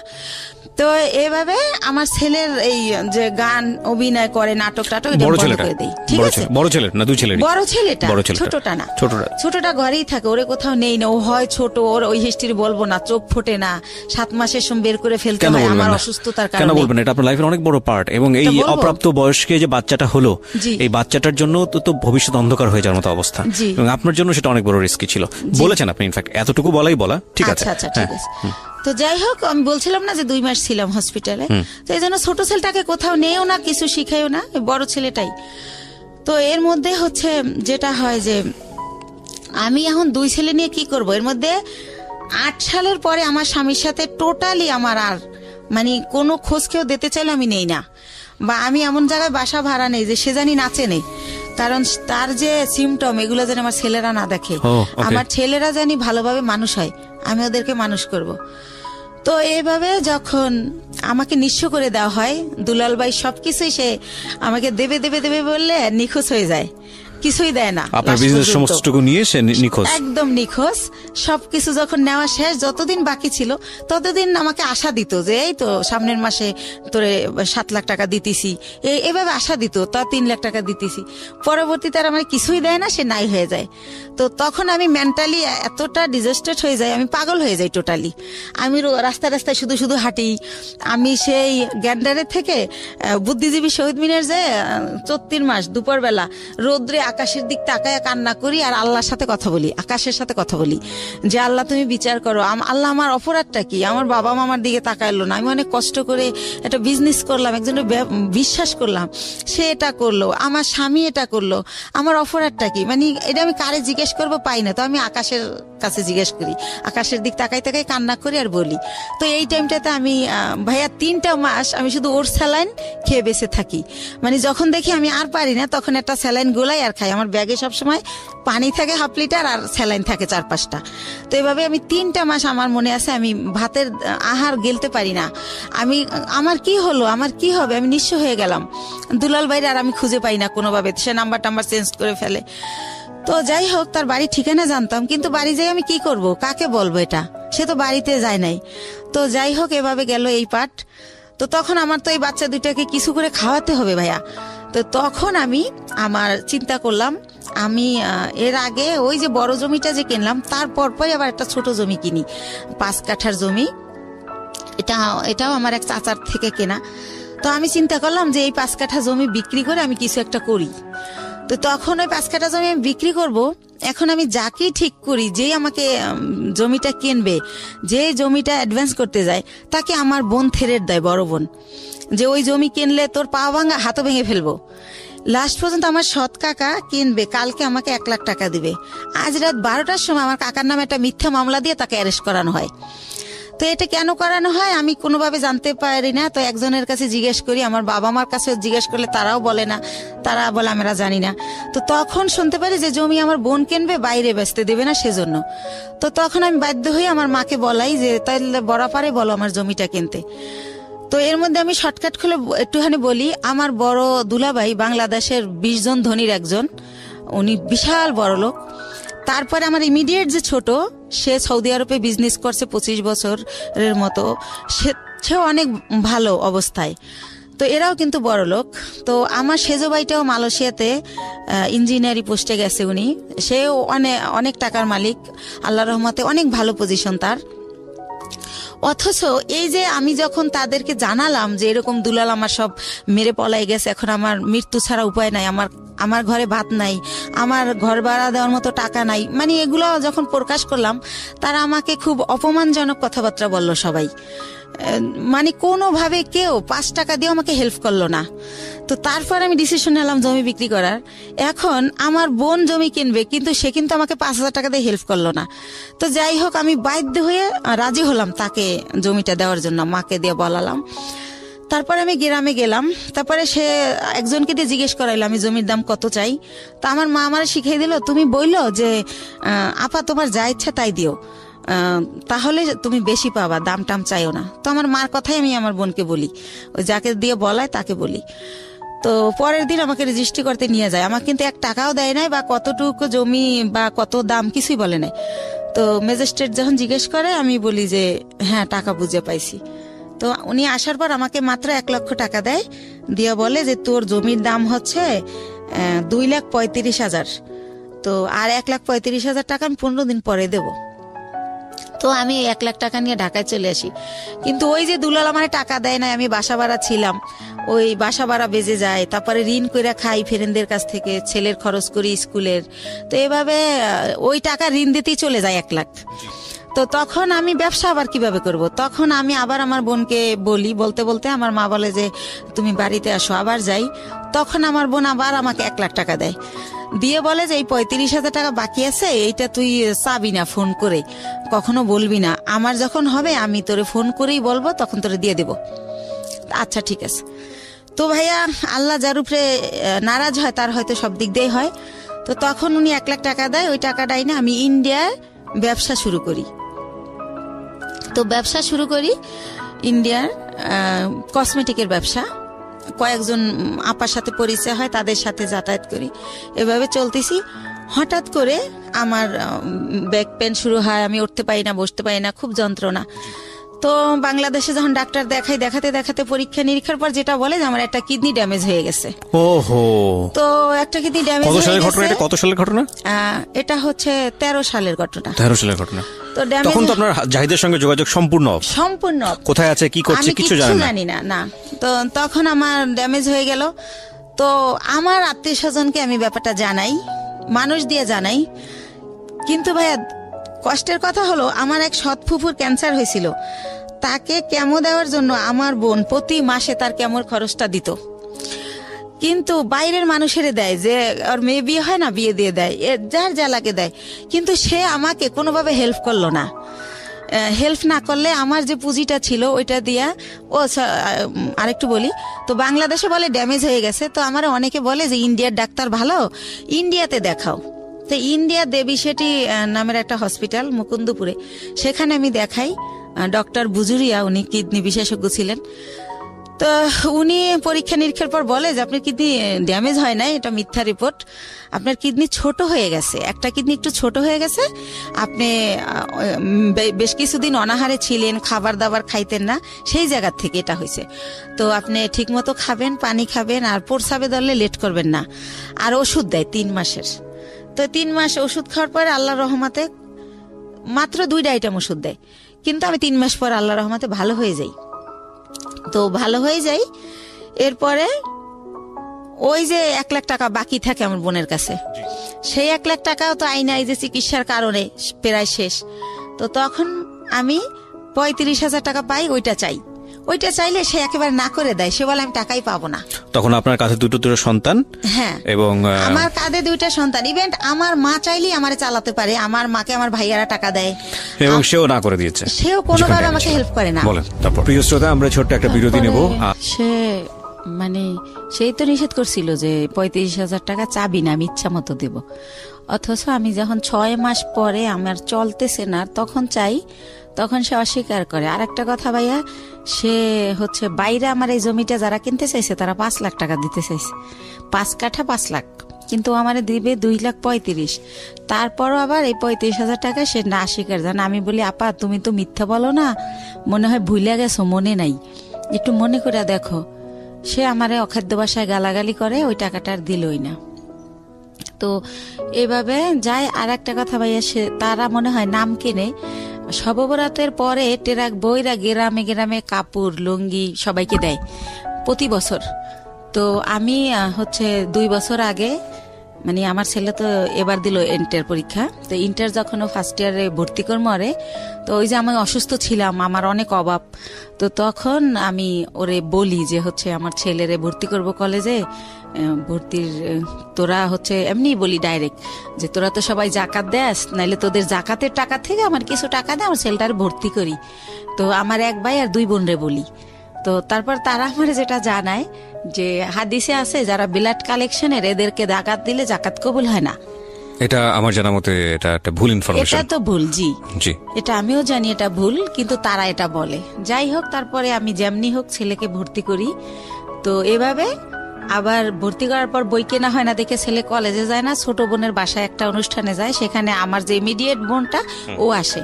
তো ওরে বলে যে তুই কলেজ যাওয়া শুরু করছিস? কয় না, আম্মু তো এখন আমার বই কিনে দেয় না, এই জন্য যাই না, যাবো কয়েকদিন পরে। আম্মুর তো অনেক সমস্যা, কি যে করব, মনে হয় কি পড়াশোনার দরকার নেই, একটা জব নিয়ে নেই। তো আমি তো ছোট মানুষ, আমার জব দিব কে? আমার বোন উঠে বলে কি যে তোর মার এত সম্পদ আছে, তোদের কিসের অভাব, সম্পদ বেচা তোর পড়ালেখা কর, তুই বড় হলে চাকরি করবি। এত সম্পদ নাই ভাইয়া, মাত্র ওই যে বলছিলাম আপনারা যে 1 বিঘা জমি কিনছিলাম 45,000 টাকায়, ওইটা এখন হয়তো 15-20 লাখ টাকা দাম উঠছে বাইরে, কিন্তু আত্মীয়রা কিনলে আবার দিব অর্ধেক দাম। তো এছাড়া আর নাই। তো এটা বলে আমার ছেলে খুবই কষ্ট পায়। তারপর আমার বাসায় এসে বলে যে আমরা যদি না খাই মারাও যাই, বা তুমি যদি বিনা চিকিৎসায় মারা যাও, রাস্তায় আমি ভিক্ষা করব, কিন্তু তোমার পরিবারের কাছে আর কিছু বইল না। তোমার বোন আমাকে এই কথা বলছে। আমার ছেলে অনেক কষ্ট পাইয়া বলে। তখন আমি বলি থাক, এগুলো মনে থাকবে, তুমি যদি কখনো বড় হও মনে রাখবা যে কে কি করছিল। তো এভাবে গেল। তো আমার হচ্ছে এই হচ্ছে আমার বোনদের অবস্থা। ইভেন্ট তারা কোরবানি দেয়, আমার বড় বোন। এটা সবার জানা উচিত যে আসলে এরকম হয় না কি বোন বা ভাই বা পরিবার। আমার বড় বোন যেহেতু আমার বাবার দেশে অনেক জমি তার কেনা, সে কারণে সে কিছুদিন থাকে বরিশাল, কিছুদিন থাকে ঢাকায়ও তার বাড়ি। তো সে ঢাকায় একটা গরু কোরবানি দেয়, একটা দেয় হচ্ছে আমার বাবার বাড়িতে, একটা দেয় আমার গ্রামের এক কিনারে হচ্ছে একটা হাই স্কুলে বিলিয়ে দেয়। অথচ আমি আপন বোন, আমারই কিন্তু 2 কেজি গোশ দেয় না যে আমার বাচ্চারা কি খাবে। বা এই যে গ্রামে বইরা ট্রাক বইরা কাপড় দেয়, কোনো সময় বলে না 2000 টাকা দিলাম তোর 2 ছেলের 2টা শার্ট কিনে দিস। কখন এটা তারা করে না, এই হেল্পটু তারা করে না। আমার অনেক কষ্ট, তো এই জন্য তাদের কাছ থেকে আমি একেবারেই দূরে আছি, কথাবার্তা বলি না। আর একটা কথা বলি, 3 বছর আগে একবার ঈদে দেশে গেছি, তো লঞ্চ স্টিমারে আমরা আসি, তো ঈদের সময় খুব ভিড় থাকে, আর ওই সময় কেবিনে অনেক বেশি ভাড়া নেয়, তো একটু কমলে ভিড় আসবো। তা আমি শুনি আমার মা কাজের মেয়েকে বলে, আমার বাড়িতে সবাই কাজের মেয়েরা কাজ করে, আমার মা বোঝে নাই যে আমি পিছনে, কাজের মেয়েকে বলে একটু কষ্ট করে কর, কি করবি। আমি ভাবছি আসছে 2 দিনের জন্য, 15 দিন হয়ে গেছে এখনো যায় না, আল্লাহই জানে কবে যাবে। মানে আপনার মা এটা বলছে? আমার মা বলে আমি 2 ছেলেকে নিয়ে বেড়াতে গেছি সেজন্য, তো আমি যে ভিড়ের জন্য ছেলেকে নিয়ে রিক্স যদি লঞ্চ ডুবে যায় সেজন্য আসতেছি না।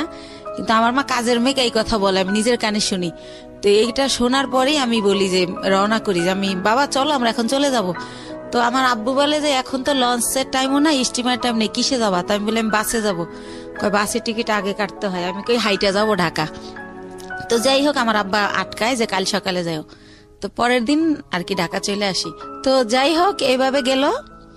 এখন যেটা আসি সেটা হচ্ছে আমি তো তারপরে কি করব, আমার ওইভাবে আমি কিছু এনজিও থেকে ওই যে লোন দেয় আর কি, ওই এনজিও থেকে আশা বেরাক, ওইখান থেকে আপনার হাজবেন্ডের সাথে কোনো যোগাযোগ নাই? একদম পুরো কোনো যোগাযোগ নেই। ওকে। বা সে যে তার যে বাচ্চা আছে তার খবরও সে নেয় না কোনোভাবেই না।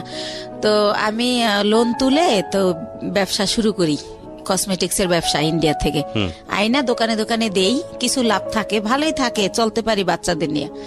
তো এভাবে এই ব্যবসা করতে থাকি। তো একা একা মাসে একবার ছেলেকে নিয়ে যাই, একবার আমি একা যাই, যেহেতু ছেলে পড়াশোনা করে, ছেলের তো সবসময় নেওয়া যায় না। তো এভাবে চলতেছি ভাইয়া, লোন টোন তুলে ব্যবসা করতেছি। তো এর মাঝে আবার কি হয়, আমার অনেক আগে আমার পায়ে একটা প্রবলেম হয়েছিল, কেউ একজন আমাকে মেরে এই গিটটা লড়াই দিছিল পায়ের। তো তখন ভালো হয়ে গেছিলাম।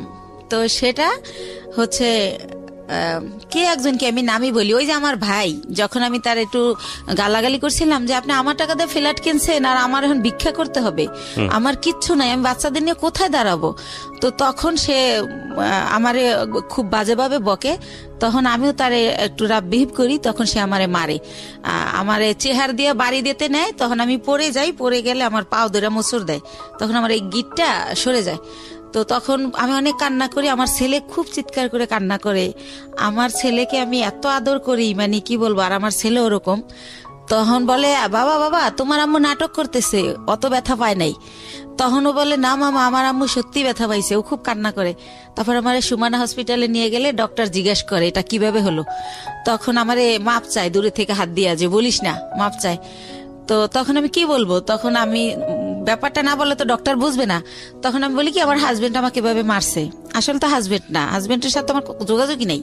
তো এইভাবে ওই ব্যথাটা ভাইয়া হঠাৎ করে, যেহেতু ইন্ডিয়া যাতায়াত তো জানেন, অনেক ঘন্টা বাসে বসে থাকতে হয়, তো অনেক ঘন্টা বসে আবার আসতে হয়, সে কারণে কিনা হঠাৎ করে আমার ওই বাম পাটা আবার প্রচন্ড ব্যথা।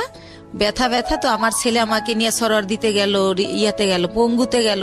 তো তারা আবার রেফার করলো নিউরোলজি হসপিটালে। জি। তো নিউরোলজিতে আমাকে বললো এমআরআই করতে হবে। তো এমআরআই ওইখানে সরকারি এমআরআইতে ফি কম, কিন্তু 15 দিন পরে সিরিয়াল পরে। তো এই 15 দিন তো আমি সহ্য করতে পারবো না, আর আমি বেকার থাকলে আমার বাচ্চারা কি খাবে। তখন আমি বেসরকারি ইয়াতে পপুলারে যাই, ওই পপুলারে আমার থেকে 13,000 টাকা নেয় এই টেস্টটার জন্য। ওকে। তো এইভাবে আমি টেস্টটা করার পরে তারা বলে যে আমার ওই যে পুরানা যে মোচড় দিছিল সেইখানটার একটা আঘাত আছে রগে, ওই কারণে আমার এই প্রবলেমটা হয়। তো বইলা দেয় যে আমার হচ্ছে একেবারে 6 মাস বেড রেট, সোজা শুয়ে থাকতে হবে। আমি যদি সোজা শুয়ে না থাকি তাহলে আমার এই রগের প্রবলেম যাবে না। তো এইভাবে ইঞ্জেকশন দেয়, ওষুধ দেয়, কমে না, বলার পর এইটা বলে। তা আমি এতদিন যদি শুয়ে থাকি আমার বাচ্চারা কি খাবে, আমি ঘর ভাড়া দেবো কি দিয়া। তো তখন আমার বাচ্চা সবাই কাছে এটা বলে যে আমার মার এই অবস্থা, খুবই কান্নাকাটি করে। তার বাবার নাম্বার জানি কার কাছ থেকে সংগ্রহ করে তারেও ফোন করে যে আম্মু এরকম হসপিটালে ভর্তি। তো কোনো জায়গা থেকে কেউই আসে না, আল্লাহর রহমতে কেউই হেল্প করে না। তো আমার পরিচিত যারা আর কি, যাদের সাথে একসাথে বিজনেস করতে যাই, ইন্ডিয়া যাই আসি, অনেকগুলো মহিলা, আমরা সবারই যার যার সংসারের প্রবলেম, তারা এটা করে থাকে। তো ওই সব আপারা আমারে বলে যে বাংলাদেশে তো তুমি সুস্থ হইতে অনেক টাইম লাগবে, আর তোমার বাচ্চারা খাবে কি, তোমার আমরা কোলে করে শোয়াই শোয়াই বাসে করে ইন্ডিয়া নিয়ে যাই, হয়তো বা ইন্ডিয়া গেলে ভালো হবা। তো একটু তো আমার চলার ক্ষমতা নাহলে আমি ইন্ডিয়া কিভাবে যাব। তার মধ্যে একটা কথা বলি ভাইয়া, আমারে যখন ওই পপুলারে ওই একটা মেশিন মানে টলিতে শোয়াই দেয়, তো 2 জন নার্স কেউ আমাকে হেল্প করলো না। আমার ছেলেকে বলে কি উঠাই দাও তোমার মাকে। তা আমার ছেলে তো আর অত বড় না, সে আমারে তাও কিভাবে জানে আল্লাহ জানে, ও আমারে কোলে করে শোয়াই দেয়। তো ওইভাবে আমার এমআরআই যখন শেষ, আমি বের হই, তখনও কোনো একটা নার্স আমাকে ধরে না, বলে এই তোমার আম্মুকে নামাও। তো আমার ছেলে আমাকে জায়গায় নামাইতে গিয়ে ছেড়ে দেয়, মানে আমার ভার বহন করতে পারে না। তখন ভাইয়া ব্যথার মধ্যে আরো ব্যথা পাই, তো এত চিৎকার করতে থাকি। তখন ছেলে নিজের অপরাধী ভাবে যে আম্মু আমি তো আর ব্যথা দিলাম। তো নরে ঠান্ডা করার জন্য আমি বলি না কিছু হয় নাই, এমনি তো আমার ব্যথা তো এমনিই করে, তোমার জন্য না। তো আবার আমার সরার দিতে নিয়ে যায়, নিয়ে গেলে কি হয়, ওখানে ইমার্জেন্সিতে একটা সাথে সাথে হাড়ের মধ্যে ইঞ্জেকশন দেয়। ওই ইঞ্জেকশনটা দিলে ব্যথাটা একটু কমে, এটা ও জানে, কয়েকবার নেছে। তো আমার আর ওই ইয়ে থেকে পপুলার থেকে বাসায় না নিয়ে যায় সরার দিতে। ওকে। তো ওই দিন এইভাবে যাওয়ার সময় যাই, যে সিএনজিটা দিয়ে নিয়ে যায়, তো ওই সিএনজি ড্রাইভারকে আমার ছেলে বলে, যেহেতু আমার ছেলে ছোট মানুষ, আমার বাসা থাকে তখন লেক সিটি হাউজিং এ, এ বলক রোড নাম্বার 1, ওই বাড়িতে থাকি। তো বলে কি যে আঙ্কেল আপনার গাড়ি কোন দিকের? তো বলে এই যে মোহাম্মদপুর 3 রাস্তার। তো বলে কি যে আম্মুরে তো প্রতিদিন সন্ধ্যা ইঞ্জেকশন দিতে নিয়ে যেতে হয়, নিউরোলজিতে অথবা সরার দিতে, প্রতিদিনই মানে কয় ঘন্টা পরে জানি আমার ব্যথাটা বেড়ে যায়, আমার এটা মনে নাই। তখন বলে যে আপনি যদি নাম্বার দিয়ে যেতেন, ফোন দিলে আপনি এসে একটু নিয়ে যেতেন আমাদের, নাইলে আমি আম্মুরে রাইখা গাড়ি আনতে যাই, ড্রাইভাররা ভিতরে আসতে চায় না। তো এইভাবে ওই আমার ছেলে এই নাম্বারটা নেয় ওই ড্রাইভারের। তো তারপরে পরের দিন হচ্ছে আমার নিউরোলজিতে ওই যে রিপোর্ট নিয়ে যেতে হবে এমআরআই, যে আমার কি পজিশন দেখাইতে। তো উনি ফোন করে, আমার ছেলে আসে, তো যাই। তো গেলে কি হয়েছে, সরকারি তো সিরিয়াল থাকবেই। তো আমার ছেলে বলে আঙ্কেল আপনি কি একটু ওয়েট করে আমাদের নিয়ে যাবেন আবার বাসায়? ঠিক আছে বাবা, নিয়ে যাবো। তো উনি বসে, তো দেখি আধা ঘন্টা, তারপর আমার সামনে আরো 5 জন। তো আমি ফোন দিয়ে বলি যে ভাইয়া আপনি চলে যান, আমার অনেক লেট হবে। তো উনি বলে যে না আমি বসি, আপনি আবার পরে সিএনজি কোথায় পাবেন, তাছাড়া তো আমি আপনার সবসময় নিই, উনি ইচ্ছা করেই থাকে। তারপরে হচ্ছে এই লোকটা কি করে যে বসে থাকে। তো আমার যখন সব কাজ শেষ আমি আসি, তো আমি তো হুইল চেয়ারে থাকি, তখন আমি পায়ে হাঁটতে পারি না ভাইয়া, হুইল চেয়ারে আসি ওই গাড়ি পর্যন্ত। এখন ওই গাড়ি পর্যন্ত হুইল চেয়ার নামানো যাবে না, সিঁড়ি। তো সেজন্য আমার ছেলে তো আমার কোলে করেও নিতে পারতেছে না। তো আমার ছেলে বললো আঙ্কেল আপনি একটু আমার আম্মুর এক সাইড দিয়ে হাত ধরেন, আমি এক সাইড দিয়ে ধরি। তো এইভাবে আমার নিল। তা আমার বাসায় যখন নামাই দিল, আমি চিন্তা করলাম লোকটা প্রায় 1-1.5 ঘন্টা বসে ছিল। তো উনি তো এতক্ষণে অনেক টাকা মারতে পারতো। এমনি ওনার আমার যাতায়াত ভাড়া হয় 400 টাকা নিউরোলজি থেকে আমার বাসা যেহেতু মোহাম্মদপুরে। তো আমি ওনার একটা 1000 টাকার নোট দেই। তখন উনি বলে আপা আমার কাছে ভাঙতি নেই, আমি প্রথম আপনাকে নিছি। তো আমি বলি ভাইয়া ভাঙতি লাগবে না, পুরাটাই আপনাকে দিছি, আপনি তো অনেকক্ষণ বসেছিলেন। তারপর বলে থ্যাংক ইউ আপা, আসলে আপা আপনার মন অনেক ভালো, আমি যদি নিজের গাড়ি হতো আপনার ভাড়াই নিতাম না। এটা বলে উনি চলে যায়। প্রিয় শ্রোতা, আমরা ছোট্ট একটা বিরতি যেখানটা আমি ছিলাম, বলুন তারপর। তো তারপরে যেহেতু আমার ডাক্তার বলে যে যতদিন অসহ্য ব্যথা না কমে প্রতিদিন সন্ধ্যায় ইঞ্জেকশন দিতে হবে, তো সে কারণে প্রতিদিন সন্ধ্যায় উনি আসে, এসে আমার নিয়ে যায় এই সিএনজিওয়ালা। এর মধ্যে ভাইয়া বলে রাখি আমার ছেলের হচ্ছে ইন্টারের পি টেস্ট পরীক্ষা। তো সে কারণে কি হয়, ছেলের যে টাইমে আমার ইঞ্জেকশন দিতে যাও ওই টাইমে ছেলের স্যার আসে। তো ছেলে উঠাই দেয় যে আঙ্কেল তো দিয়েই যাবে, যেহেতু আঙ্কেল বাসা চেনে। তো এইভাবে উনি আমার দিয়ে যায় নিয়ে যায় বিনামূল্যে আমি ভাড়া দেই। তো এইভাবে হয়। তো যখন একটু আমি মোটামুটি দাঁড়াতে পারি, তখন ওই যে আপারা যাগোর সাথে ইন্ডিয়া যাই, তাদের সাথে আমি ইন্ডিয়া চলে যাই ওখানে আবার ডাক্তার দেখাই অর্থোপেডিক। ওনারা আমার কিছু দেয়, ওইখানে থেরাপি দেয়, তারপরে মেডিসিন দেয়। তো মোটামুটি আল্লাহর রহমতে আমি যাই, কিন্তু হুইল চেয়ারে বলতে গেলে আসার সময় আমি হাইটে আসতে পারি। এভাবে আমি ভালোভাবে বাসায় আসি। তো উনি এখন আমি ইঞ্জেকশন দিতে যাই না, কিন্তু উনি এমনি ফোন দেয়, আপা কেমন আছেন, কই কি করেন, এরকম। এরকম ফোন টোন দিতে থাকে। তো আমার যেহেতু অনেক ওইখান থেকে আমার মাল নিয়ে আসতে হয়, সেই মালগুলো আমার ভাইয়া মার্কেটে পৌঁছাতে হয়। জি, পলোয়ালে, আপনার খদ্দর বাজার, এনএসকো টাওয়ার। কি ধরনের প্রোডাক্ট নিয়ে আসতেন? শ্যাম্পু, সেন্ট, সোনো, সাবান, এগুলো দিয়ে আপনার সংসার চলতো, মানে এই বিজনেস করেই? জি জি জি, এইটা দিয়েই আমি চলি। তারপরে ভাইয়া ওই মালগুলো তো আবার পৌঁছাতে হয়, তো ওনারাই আমি ফোন দেই ইন্ডিয়া থেকে এসে ওই মাল দেওয়ার জন্য। তো তারপরে এইভাবে ওনার গাড়িতেই এই মার্কেটেটা দেই, উনি ওয়েট করে, আবার ওই মার্কেটে যাই, উনি ওয়েট করে। তো এইভাবে পরবর্তীতে যখন আবার আমি ইন্ডিয়া যাই, তো যেহেতু ওখানে যাওয়ার পর ওই যে পায়েরটা যে আগের বার দেখাই আসলাম, তো ডক্টর বলে যে হচ্ছে কি ওই ওখানকার ডক্টরদের ব্যবহার এত সুন্দর। তো আমার এই মা করে কথা বলে যে মা আপনার কি এখন কি অবস্থা, কি জানতে চাই বলি। তারপর বলে মা আপনি 3টা দিন এবার এখানে থাকেন, 3 দিন যদি আপনার থেরাপিটা দেওয়া হয় এখানে, তাহলে আপনি 100% সুস্থ হয়ে যাবেন। আর যেহেতু আমি বলছি যে আমি এই কাজ করে খাই, তো যেহেতু আপনি একটা কাজ করে খান, তাহলে আপনি লেন্থি নেওয়ার দরকার নেই। তো সে কারণে আমি ওই থেরাপির জন্য 3 দিন যে থাকবো, সেই 3 দিন আবার আজকাল সেরকম না ভাইয়া, গ্যাপ দিয়ে। তো এভাবে আমার প্রায় 10-11 দিন ভারতে থাকতে হয়। আচ্ছা। তো 10-11 দিন পরে যখন আমি বাংলাদেশে আসি, বাংলাদেশে ঢোকার সাথে সাথে ওনার খালি ওই মিস কল আলাটে ওনার নাম্বার, মানে যে ওনার নাম হাসান। আচ্ছা আচ্ছা, সিএনজিওয়ালা ভদ্রলোকের নাম হচ্ছে হাসান। হাসান, হ্যাঁ। তো উনি হচ্ছে এত আসতেছে ওনার মেসেজ, তো আমি আবার ভাইয়া বাসে উঠলে মাথা ঘোরে একটু, সেজন্য ফোনও ইউজ করি না, খুব জরুরি ছাড়া হ্যালো বলি না, ফোন থুয়ে দেবে আগে। তো এত SMS, তারপর আমি একটু ব্যাক করলাম যে ভাইয়া এতবার ট্রাই করছেন কেন?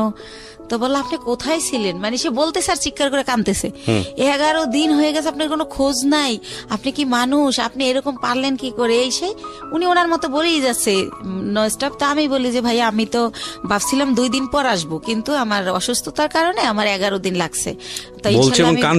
হ্যাঁ, উনি বলতে স্যার কাঁদতেছে, ওনার নাকি অনেক কষ্ট হচ্ছিল, উনি খুব মিস করছিল, উনি আমার বাসার সামনে যে ঘুরে আসতো, এভাবে বলতেছে। আমি অবাক হলাম যে ওনার সাথে তো আমার ওরকম কিছু না, জাস্ট কয়েকদিন ওনার গাড়িতে চড়ছি, এই তো। তো উনি এরকম কেন করলো বুঝলাম না, আমি নিজে নিজে গাড়িতে বসে এটা ইয়া করতেছি। তারপর ওই আপাদের আমার পাশে সাজেদ আপা বাসা, ওনারে শেয়ার করলাম যে আপা এরকম।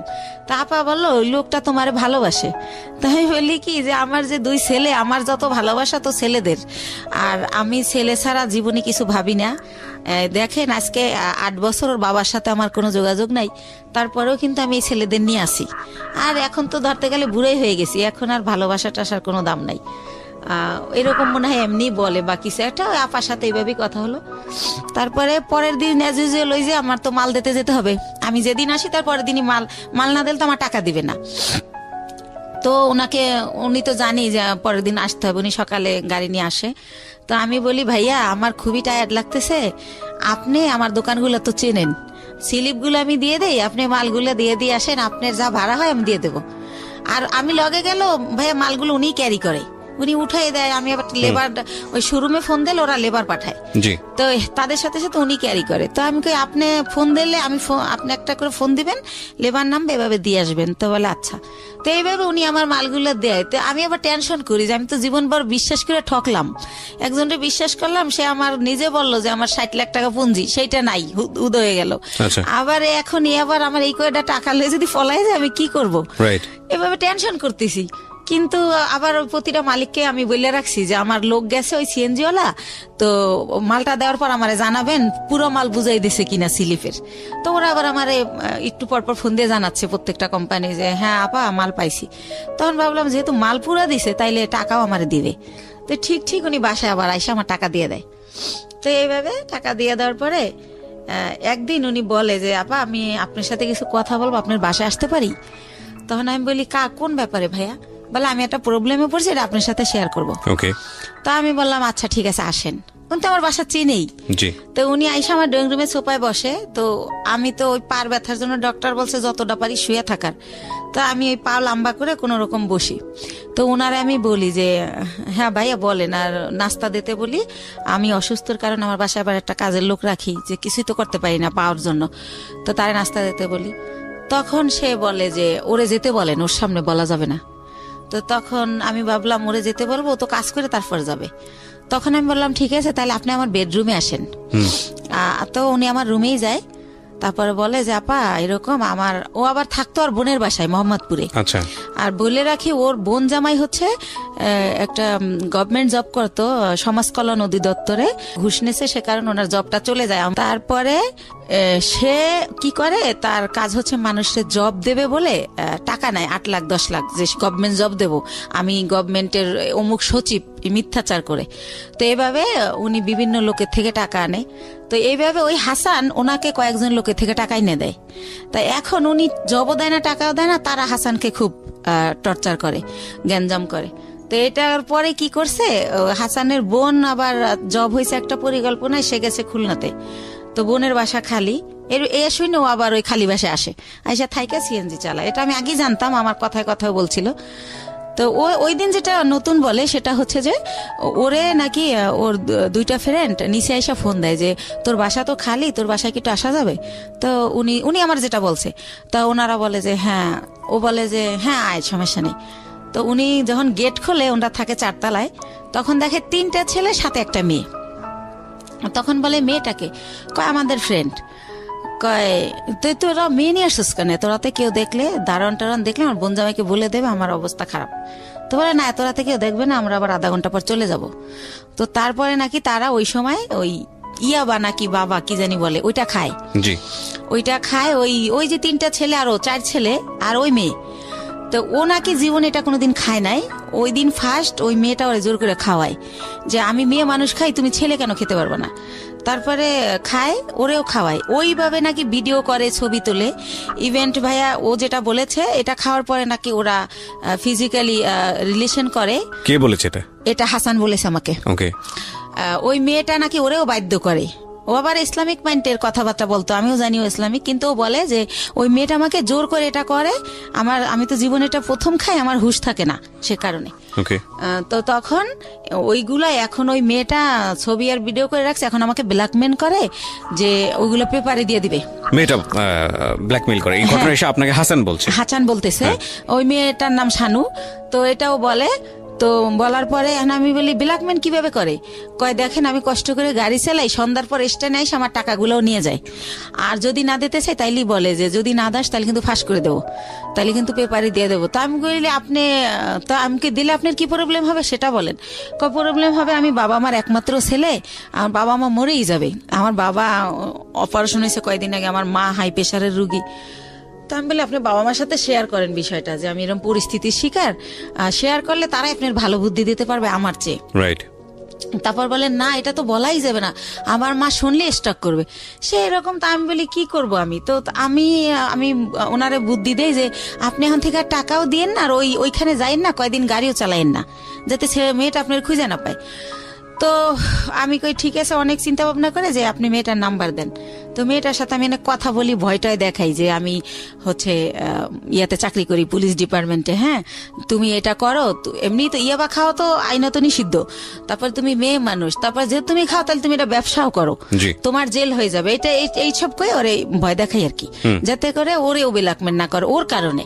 তো আবার একটু পরপর ফোন দেয়, আপা শানুরে ফোন দিছিলেন, আপা কি বলছে, এরকম বলতে বলতে তো ওই রিলেটেড হইতে গিয়ে ওর সাথে আরো বেশি কথা হয়ে যায়। তো একটা সময় সে হচ্ছে বলে যে দেখেন ও যেভাবে পারে ও আমার বিয়ে করবে যে কোনো জায়গায় ধইরা, কিন্তু দেখেন এরকম একটা মেয়েকে কি বিয়ে করা যায় যাকে নিজের চোখে দেখছি যে অন্য ছেলেদের সাথে এরকম করছে, এটা তো বিয়ে করা যায় না। তা আমি যদি কারো বিয়ে করি তাহলে ও আমার ছেড়ে দেবে, জানবে আমার বউ আছে, আমাকে আর ডিস্টার্ব করবে না। তা আমি বলি তা আপনার বাবা মা এখন কোথায়? কয় ওনারা তো দেশে, কয়দিন পর ঢাকায় আসবে, আমাকে আসলে বলবেন জানি আপনার বিয়ে করাই দেয়। তো এইভাবে গেল। উনি কি বলছে ওনার ফ্যামিলিতে আমি জানি না। ওনার বোন আমাকে ফোন দেয়, দিয়ে পরিচয় দেয় আমি হাসানের বোন। ওনার মা আমাকে ফোন দেয়, ওনার বোন জামাই আমাকে ফোন দেয়। তো এইভাবে কথা বলে সবাই, বলতে বলতে আমাকে সবাই দেখতে চায়। তো দেখতে চাই কি উদ্দেশ্যে আমি জানি না। তার বাবা আমাকে বলে মা তোমার অনেক গল্প শুনছি, তুমি আমার ছেলেটার নতুন জীবন দিছো, এই সেই, আমার ছেলেটা বখাইট হয়ে গেছিল, নষ্ট হয়ে গেছিল, খারাপ মানুষের সাথে চলতো, নেশা করতো, এখন কিছু করে না, ভালো হয়ে গেছে শুধু তোমার জন্য। তো এরকম বলেন। আমি বলি আপনারা তো আমার আসলটা জানেন না, ও হয়তো আপনার আসলটা বলে নাই, কারণ আমার মনে হয়েছে ও হয়তো বলছে আমি আনম্যারিড মেয়ে বা এরকম কিছু, এটা আমি গেস করে এটা বলি। তারপর আমি বলি যে আমার অনেক প্রশংসা তারা করে। আমি বলি আমি দেখতে অনেক পচা, আমার প্রশংসা করেন না, আমার দেখলে আপনার ভাল লাগবে না, এখন যেমন পাগল এই দেখার রুচি থাকবে না। তো একটা সময় এত রিকোয়েস্ট করে তখন যাই, যাওয়ার পরে দেখি যে সবার সাথে দেখা হয়, কথা হয়, তারা আমার অনেক পছন্দ করে বলে। তারপরে আমি চলে আসি। আসার পরে পরের দিন ওর মা আমাকে ফোন দিয়ে বলে যে আমার ছেলে তো তোমাকে পছন্দ করে, বিয়ে করতে চায়। ওকে, এটা ওর মা যখন বলে আমি ভাইয়া একদম কি বলে গাছে থেকে পড়ি যে কি বলে এটা। তখন আমি বলি যে ওর মারে আবার আমি মাই বলি যখন ওদের বাসায় যাই, যেহেতু ও বলে পরিচয় দেশে বন্টন করে। তো বলি যে মা আপনি এটা কি বলেন, আমি হচ্ছে আমার বেবি আছে, আমি বিবাহিত। আমি ওর কিন্তু 2টা বিয়ে, এটা আমি আগে জানতাম না, এটা পরে বের হয়েছে আমার বিয়ের পরে। আর আপনার ছেলে তো আনমেরিড, আপনি একটা আনমেরিড মেয়ে বিয়ে করাবেন, আমাকে কেন? তো এটা বলার পরে বলে দেখো মা, আমার ছেলে আমাকে তোমার ব্যাপারে সবই খুইলা বলছে, কিন্তু আমার ছেলে যেহেতু সংসার করবে, ছেলে যেহেতু তোমাকে ভালোবাসে, আমাদের আপত্তি তো থাকার কথা না, আর তোমারও আপত্তি থাকার কথা না, কারণ ও তো দেখছে তোমার 2টা ছেলে আছে, ও তোমার বাসায় যাতায়াত করে, এতদিন ধরে তোমার সাথে পরিচয়, তুমিও তারে দেখছো, অসুবিধা কোথায়? তো এরকম করতে করতে আমি রাজি হই না, কিন্তু সে ওই গানই বাজায় যে আমার কাছে হাজারো বার ফোন দেয়, আমি কই কি করি, কি খাইছি, তো ঘুমাইছি কিনা, তো নাস্তা করছি কিনা, এভাবে ফোন দিতে থাকে। তার মধ্যে আমি আবার ইন্ডিয়া চলে যাই, সে আবার ওরকম তোমার পাশে কে বসছে, ছেলে মানুষ বসছে না মেয়ে মানুষ বসছে, এরকম মানে এভাবেই করে। তো হোটেলে বিয়েটা করলেন না করার আগে অবস্থা? বিয়ে করি নাই, তখনই এরকম এইভাবে মানে সে এত কেয়ার করে, মনে হয় যে আমি হেঁটে গেলে সে ব্যথা পায়, এরকম একটা ভাব। হ্যাঁ, তারপরে হচ্ছে টিকিট কাটছি, গাড়ি 2:30টায় ছাড়বে, হয়তো বা 1:15 টিকিট কাটলাম, তো খেতে গেলে তো আর গাড়ি ফেল করব, তো টিকিট কাটছি, ফোন দিতেই থাকতো। তো বলতাম যে খাওয়ার টাইম নেই, হচ্ছে জুস কিনে উঠছি, তো বলতো ইয়ারে সুপারভাইজারে বলো 10 মিনিট লেট করতে, খাইয়া গাড়িতে ওঠো, না খাই উঠবা কেন, ঢাকা আসতে রাত 12টা বাজবে। প্রিয় শ্রোতা, আমরা ছোট্ট একটা বিরতি নেব, আর এই ফাঁকে আপনাদেরকে বলে নেই ঢাকা এফএম এর পেজটিতে আপনারা আসতে পারেন। আমাদের পেজটির ঠিকানা www.facebook.com/iLoveDhakaFM, iLoveDhakaFM। প্লিজ পেজটিতে লাইক দিয়ে কানেক্টেড থাকবেন। ওকে, ছোট্ট একটা বিরতি। জীবন গল্প, জীবন নাটকের চেয়েও নাটকীয়। জীবন গল্প।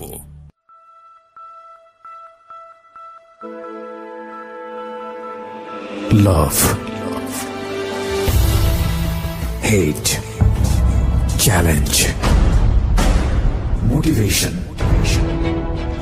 Lines, truth, impossible, virtue, morality, something beyond entertainment. Welcome to my stage of reality. Stay tuned Sunday and Wednesday with me RJ Kibriya, only on Dhaka FM 90.4.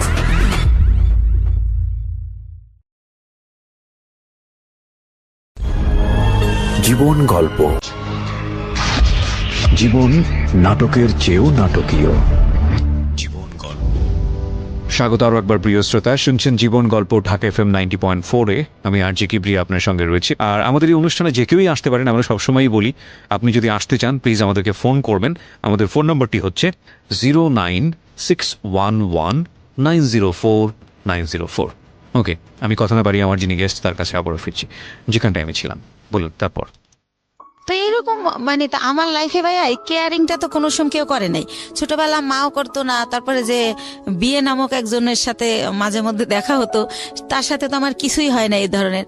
তো ওই ব্যাপারগুলো আমার খুব ভালো লাগতো, যে আল্লাহ আমি খাইলাম কিনে ডেনে টেনশন করে, রাতের 1টা বাজে আমার অনলাইনে দেখলে এই এখনো ঘুমাও না কেন, ঘুমাও। এর মধ্যে তুমি তো আমি কথা বলা শুরু হলো, তো সেও তুমি বলে আমিও তুমি বলি, আর ভাইয়া আপু বলি না, হেও আপু বলেন আমিও ভাইয়া বলি না। তো এরকম তো একটা পর্যায়ে হচ্ছে সে মাঝে মধ্যেই বাসায় যেতে চায়। তখন আমি চিন্তা করলাম যে আমার ছেলে যেহেতু বড় হয়েছে, তো এই ব্যাপারটা আমার ছেলে খারাপ ভাবে নেবে, বা আমার ছেলে আমার ঘৃণা করবে, ছেলে আমার খারাপ ভাববে। তো আমার ছেলেকে না আমি একদিন বলি যে বাবা এরকম এরকম ব্যাপার। তো আমার ভাগ্নে আছে ইমরান, বড় বোনের ছেলে, ওর কাছে বলি, আমার বোনের মেয়ের কাছে বলি। তো বলার পরে বলতেছে যে একটা মেয়ের বিয়ে, স্বামী, সংসার যে একটা জিনিস, আপনার তো সেটা হয় নাই, আমরা তো সবই জানি। তো যেহেতু তার সে একা কইলে আমরা নিষেধ করতাম। আমার ভাগ্নিকে বিয়ে হয়ে গেছে, এরকম বড়রা বিয়ে হয়েছে, বাচ্চা হয়েছে, এক ভাগ্নির হচ্ছে ছেলে হয়েছে। তো বলতেছে যে যেহেতু তার বাবা মা আপনার নিতে চাইতে, তো আপনার খুশি হওয়ার কথা। তা আমি কই কিভাবে খুশি হব, সে তো ড্রাইভার, আর একজন ড্রাইভার কয় টাকা আর্ন করে, সে আমারে খাবে না আমার বাচ্চা খাবে, আমার তো সে সারা জীবন এই কাজ করেই খেতে হবে, তাহলে আর বিয়ে বয়ে লাভ কি। তো একটা সময় এভাবে বলিও, নিজে ওদেরকে অ্যান্সার করি, কিন্তু আবার সে যখন কথা বলে খুব ভালো ভালো সুন্দর সুন্দর করে, তখন আবার তার জন্য আমার মায়া লাগে। তো এরকম করতে করতে একটা সময় চিন্তা করলাম যে টুকটাক করে বাসা আসে, ছেলে ব্যাপারটা খারাপ ভাবে নিবে।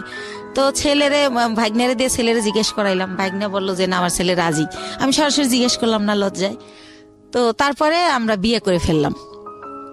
বিয়ে করলাম হচ্ছে ভাইয়া এই যে মার্চ মাস গেল, এর আগের মার্চের 13 তারিখে। তো বিয়ে করলাম বলতে এভাবে বিয়ে করার পরে সে আমার বাসায় থাকা শুরু করলো। আর হচ্ছে আমি বললাম যে সিএনজি আর চালাইও না, মানে একজনের ড্রাইভার আমার হাজবেন্ড একটু লাগে, কারণ এইরকম ফ্যামিলির তো মেয়ের আমি না, হয়তো আমি ভাগ্যোদশে কষ্ট করতেছি। তো পরে ওর ভিসা পাসপোর্ট করলাম, ভিসা লাগাইলাম যে আমার সাথে সাথে ইন্ডিয়া যাবা, দুইজনে মিলে ব্যবসা করি। আরো একটা চিন্তা করলাম ভাই এই ব্যবসায় হচ্ছে অনেক মাল তো ওয়েট হয়, একটা ছেলে আসলেই দরকার হয়। যেবার আমার ছেলে আমার সাথে যায় আমি একটু অনেক শান্তি পাই, আমার কষ্ট কম হয়। ছেলে না গেলে 4-5টা ব্যাগ আমার যদি লেবার না পাই আমার ক্যারি করতে হয়, অনেক কষ্ট হয়। তো সবকিছু মিলে টিলে ভাবলাম যে ঠিক আছে, ওর ফ্যামিলিও ছোট, 1 ভাই 1 বোন, বোনেরও বিয়ে হয়ে গেছে, বাবা মাই তো আছে, ঝামেলা নাই, করে ফেলি। তো এইভাবে যাই হোক বিয়েটা হলো, খুব ভালো, শ্বশুর শাশুড়ি খুব ভালোবাসে। তো এরপরে রোজা চলে আসলো, ঈদের সময় আমি শ্বশুর শাশুড়ি সবার জন্য গিফট টিফট কিনলাম। শাশুড়ি আবার বলে বলে দিল তার বোনের ছেলে বোনের মেয়ে তাদের যত আত্মীয় আছে সবার জন্য কিনতে, বাস কিনলাম, তো দিলাম। তো আমার শাশুড়ি আবার আমার 2000 টাকা দিল একটা ড্রেস কিনতে। আর আমার হাজবেন্ড এর মধ্যে ভিসা পাসপোর্টের কাজ চলতেছে, সে আর যায় না এতদিনে ইন্ডিয়া, তারে সবকিছু দিলাম। প্রতিদিন তারে 500-1000 টাকা পকেট খরচ দিচ্ছি, মানে দিয়ে রাখতেছি, যখন শেষ আবার দিচ্ছি, এরকম এভাবে চলতেছে। তো তারপর আমি আরো একবার গেলাম একা। তো এর পরের বার সে আমার সাথে গেল। তো যেহেতু সে আমার সাথে গেল, এখন যদি ভাইয়া যেখানে ব্যবসা করি সবাই আমাকে অনেক রেসপেক্ট করে। এখন যেহেতু তার ছবি আছে আমার কাছে, আপনারা চাইলে দেখতে পারেন, কাবিনটাও আমি নিয়ে আসছি, চাইলে দেখতে পারেন। 20 লক্ষ টাকার কাবিন করা হয়েছে আমাদের বিয়ের যে খরচটা ওটাও আমি দিছি, কারণ ওর তো টাকা ছিল না। তো ওর মাই শিখাই দিছিল যে 20 লক্ষ টাকার কাবিন করবা, না হলেও যদি পরে আবার কেউ বিয়ে টিয়া করে কম টাকার কাবিন থাকলে, বেশি হলে আর করতে সাহস পাবে না।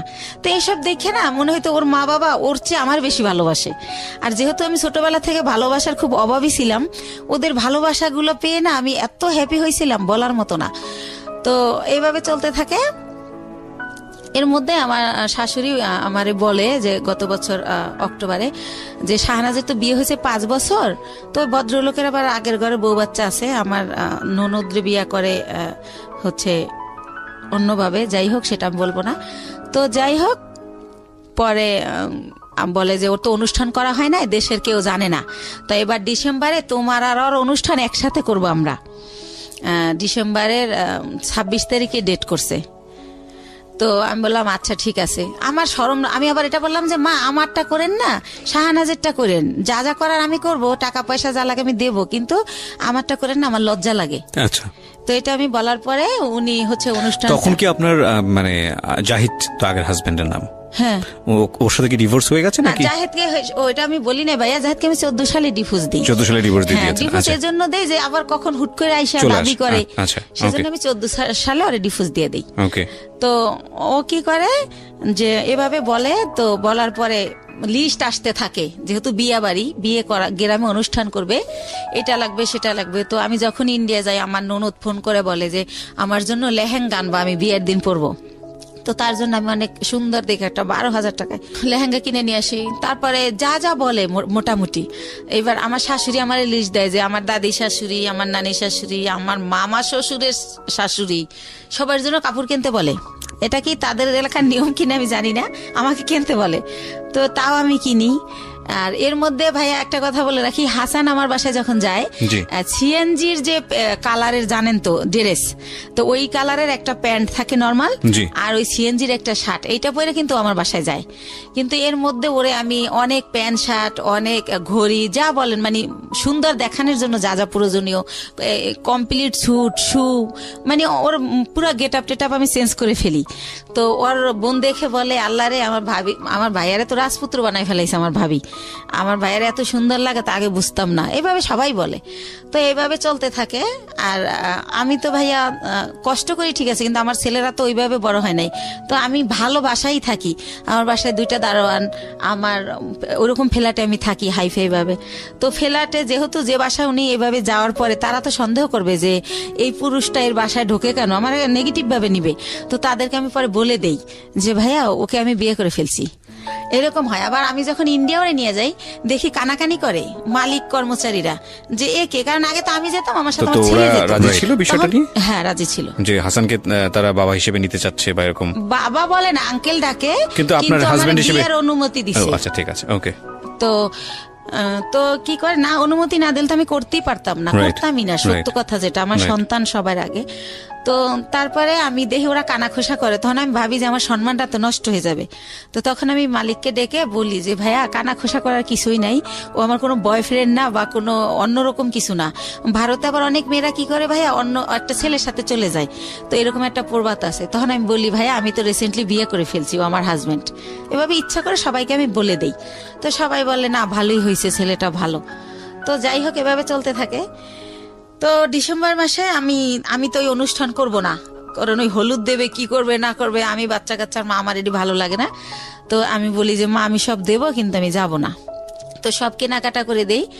ওর বোন জামাই আমাকে লিস্ট ধরাই দেয় যে সে হচ্ছে গরু কিনে দেবে, আর মুরগি হতে যত বাজার এই টাকাগুলো আমি দেব।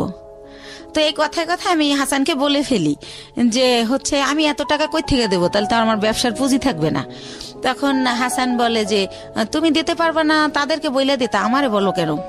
তখন আমি বলি তুমি আমার হাজবেন্ড, আমার ভালো মন্দ তো তোমার দেখার দায়িত্ব, তুমি এখানে থাকো খাও, আমরা একসাথে না, তো তোমাকেই তো বলবো। তখন একটা পর্যায়ে ও আমাকে বলে যে তোমার তো অনেক আছে আমি যতদূর জানি, তো এখানে কত দেওয়া লাগবে, হয়তো 50,000 বা 1 লাখ টাকা লাগবে খাওয়ানে, এটা দিতে বা তোমার অসুবিধা কি? এই প্রথমবার থেকে আমি একটা কষ্ট পেলাম। তখন আমি একদিনকে কথায় কথায় আমি বলি যে মা আমার নিজের মায়ের আদর আমি পাইলাম না, তোমারে তো মা বলেই জানি, মাই ডাকি। সে আমার একটা অনেকভাবে হাট করে, সেই কথাই বলি, মাই জানতাম এতদিন, কখন যে তুমি শাশুড়ি হয়ে গেলা বুঝতেই পারলাম না। এই কথাটা আমি বলি। বলার পরে বলে কি যে সত্য কথা বলে সবার কাছেই খারাপ লাগে, সেইভাবে রেগে রেগে বলে। তখন বলে এই শোনো, তুমি আমার ছেলেকে ইটালি পাঠায় দাও। মানে শাশুড়ি বলে? আমার শাশুড়ি বলে। আমার ছেলে এই বিষয়গুলো কি আপনি আপনার হাজবেন্ডের সঙ্গে শেয়ার করতেন যে আমার শাশুড়ি এগুলো বলে, এই কথাগুলো তোমার কথা কিনা? হ্যাঁ শেয়ার করতাম। তখন হাসান কি বলতো? সে অস্বীকার যাইতো, সে বলতো আমি বলি নাই। তো তারপরে একটা সময় আমি চিন্তা করলাম যে ঠিক আছে, আমার এক বোন থাকে ইতালিতে, তো চিন্তা করলাম যাবো, ভাই ইটালি যাওয়ার অনেক খরচ, তাহলে আমার জমি বিক্রি করে দিতে হয়, তাছাড়া তো আমার টাকা নাই। তো আমি হাসানকে বললাম দেখো আমি 45,000 টাকায় জমি কিনছিলাম, রেজিস্ট্রি নিয়ে 60,000 পড়ছিল, সেই জমির দাম এখন 20 লাখ টাকা উঠে গেছে। তো এই জমি যদি এখন আবার আমি বেশি, আমার বোন কিনবে, বাইরে বেচতে দিবে না, তা আমার হয়তো 10-12 লাখ বেচতে পারবো, তাহলে তো আমার সঞ্চয় শেষ। তারপর দেখা গেল আমি কোনো কারণে যেতে পারলাম না, তাহলে তো আমার কিছুই রইলো না। তার সাথে তুমি আমি এখানে ব্যবসা করি, ভালোই তো আছি, তো ইটালি যাওয়ার দরকার কি? তখন ও বলে হ্যাঁ ঠিক আছে তাই করি, যাওয়া লাগবে না, বাদ দাও। আর বিদেশ কি ভালো নাকি? বিদেশ অনেক কষ্ট, ও বলে। হ্যাঁ ও আমার সামনে এগুলো বলে, ওদিকে যাবার আর মায়েরে বলে যে ওরে বলো আমাকে ইতালি পাঠিয়ে দিতে। তো এটা আমি আর বুঝি না। তো একদিন আর মাই বললে ফেলে, আমি বলি যে তোমার ছেলে তো মা যেতে চায় না। তো বলে কে বলছে আমার ছেলে যেতে চায় না? তুমি আমার ছেলেরে বুঝাও, তখন আমার ছেলে কি তোমার উপরে যাবে? সেই জন্য তোমার সান্ত্বনা দেয়। তো এভাবে রূপ খুলতে থাকলো। তারপরও চলতেছিল মোটামুটি। ঈদের 2 দিন আগে হঠাৎ করে আমার শাশুড়ি আমাকে বলতেছে যে ঈদের কেনাকাটা কি শেষ করছো? তো এর মধ্যে একটা কথা ফেলে গেছি, যেহেতু ভাইয়া ডিসেম্বরে ফেলে যায়নি ঠিক, সবাই আমি দিলাম সবকিছু। ইভেন শীত, দেশে মেহমান গেলে কই ঘুমাবে, সেজন্য আমি ইন্ডিয়া থেকে কম্বল আইনা দিলাম, ঠিক আছে, বড় বড় কম্বল। তো সবকিছুই তো দিলাম। তারপরে তারা আমার কিছু দিল না, তাইলে এখন ঈদে আমি তার সব ফ্যামিলির কেন দিব? আর আমার কাছে অত টাকাও নাই, যেটা সত্য কথা। তো তখন আমি এবার ঈদে তাদের জন্য কোনো কেনাকাটা করি না, এই একটা কারণ। আর শ্বশুর শাশুড়িকে শুধু দেব। কিন্তু 22 রোজায় আমার শাশুড়ি আমাকে ফোন দিয়ে অনর্থক কথা শোনায়, অনেক গালাগালি করে। তখন আমি বলি মা এভাবে কথা বলতেছো কেন? তারপরে ভাইয়া ঈদের দিন সে সকালবেলা মার কাছে গেল আমার বাসার থেকে, যাওয়ার পরে সন্ধ্যাবেলা ওর বাসায় গেল, যায় বলতেছে যে আমি একটা ছেলে, আমার জীবনটাই ব্যর্থা, সিএনজি চালাইতাম তাই ভালো ছিল, একটা ঈদ গেল, আমি বাবা মার কিছু দিতে পারলাম না। Okay. এবার বলতেছে সংসারের খরচ থেকে ও দিত আপনাদের? না, ও কই থেকে খরচ দিবে? ও জাস্ট একবার আমার সাথে ইন্ডিয়া গেছে, একবার আমার মালের সাথে ইন্ডিয়া গেছে, এই আমার কোনো টাকা দিত না। আচ্ছা, আমার খরচই চলতো, ও আমার এখানে থাকতো, খাইতো, Okay. সবকিছু উল্টো। আরো ওর মার ওষুধ লাগবে, 2000 টাকা পাঠাও। ওর মা আবার বললো কি, তোমার শ্বশুর একটু পর পর চা খায়, আমি লাকড়ির চুলা জ্বালাইতে পারি না। তারপরে আমি সিলিন্ডার গ্যাস কিনতে বললাম যে মা কত টাকা লাগবে? বললো যে 5000। তো আমি ঢাকা জিজ্ঞেস করে দেখলাম 3000, কিন্তু শাশুড়ি বললো 5000। তো আমি 5000 টাকা পাঠাই দিলাম। এরকমের যখন যা চায় আমি দিচ্ছি, কিন্তু তার ছেলে আন করতেছে না, বাট আমি যা লাগতেছে সবই দিচ্ছি, কোনো করতেছি না, যেহেতু আমি বলছি যে গাড়ি চালাইও না, সেজন্য। তো এভাবে চলতেছে। তো ঈদের 2 দিন পরে হাসান আমাকে বলল, শোনো তোমার একটা কথা বলি, তুমি যেহেতু 5 লাখ টাকা দিতেছো না, তাহলে যতদিন আমার এই চাকরিটা না হয় ততদিন আমি তোমার বাসায় আসতে পারবো না, এটা নিয়ে তুমি কোন ঝামেলা করবা না। তা আমি বললাম, বাসায় আসবা না, থাকবা কোথায়? কয় শাহনাজের বাসায়। আমি শাহনাজের বাসায় তো 2টা রুম, একটা মায় থাকে, মুক্তা থাকে, আর একটা ওরা জামাইয়েরও থাকে, তুমি কোথায় থাকবা? কয় মার সাথেই থাকবো। তো এরপরে ভাইয়া কি হয়, রাতে থাকে না, আসে 1000 টাকা 500 টাকা চায়, দেই, আবার চলে যায়। ওকে। ও ট্রেনিং এ যাইতে নাকি লাগে, লাঞ্চ করতে লাগে, ট্রেনিং করায়, কোথায় আগারগাঁও না কোথায় সেটা বলে। তো আপনি সংসারের খরচ চাইতেন না? এটা তো তার দায়িত্ব, মানে সংসারটাকে ভরণ পোষণ করার। কার? তা আপনার হাজবেন্ডের। হ্যাঁ, দায়িত্ব তো, কিন্তু সে তো কিছু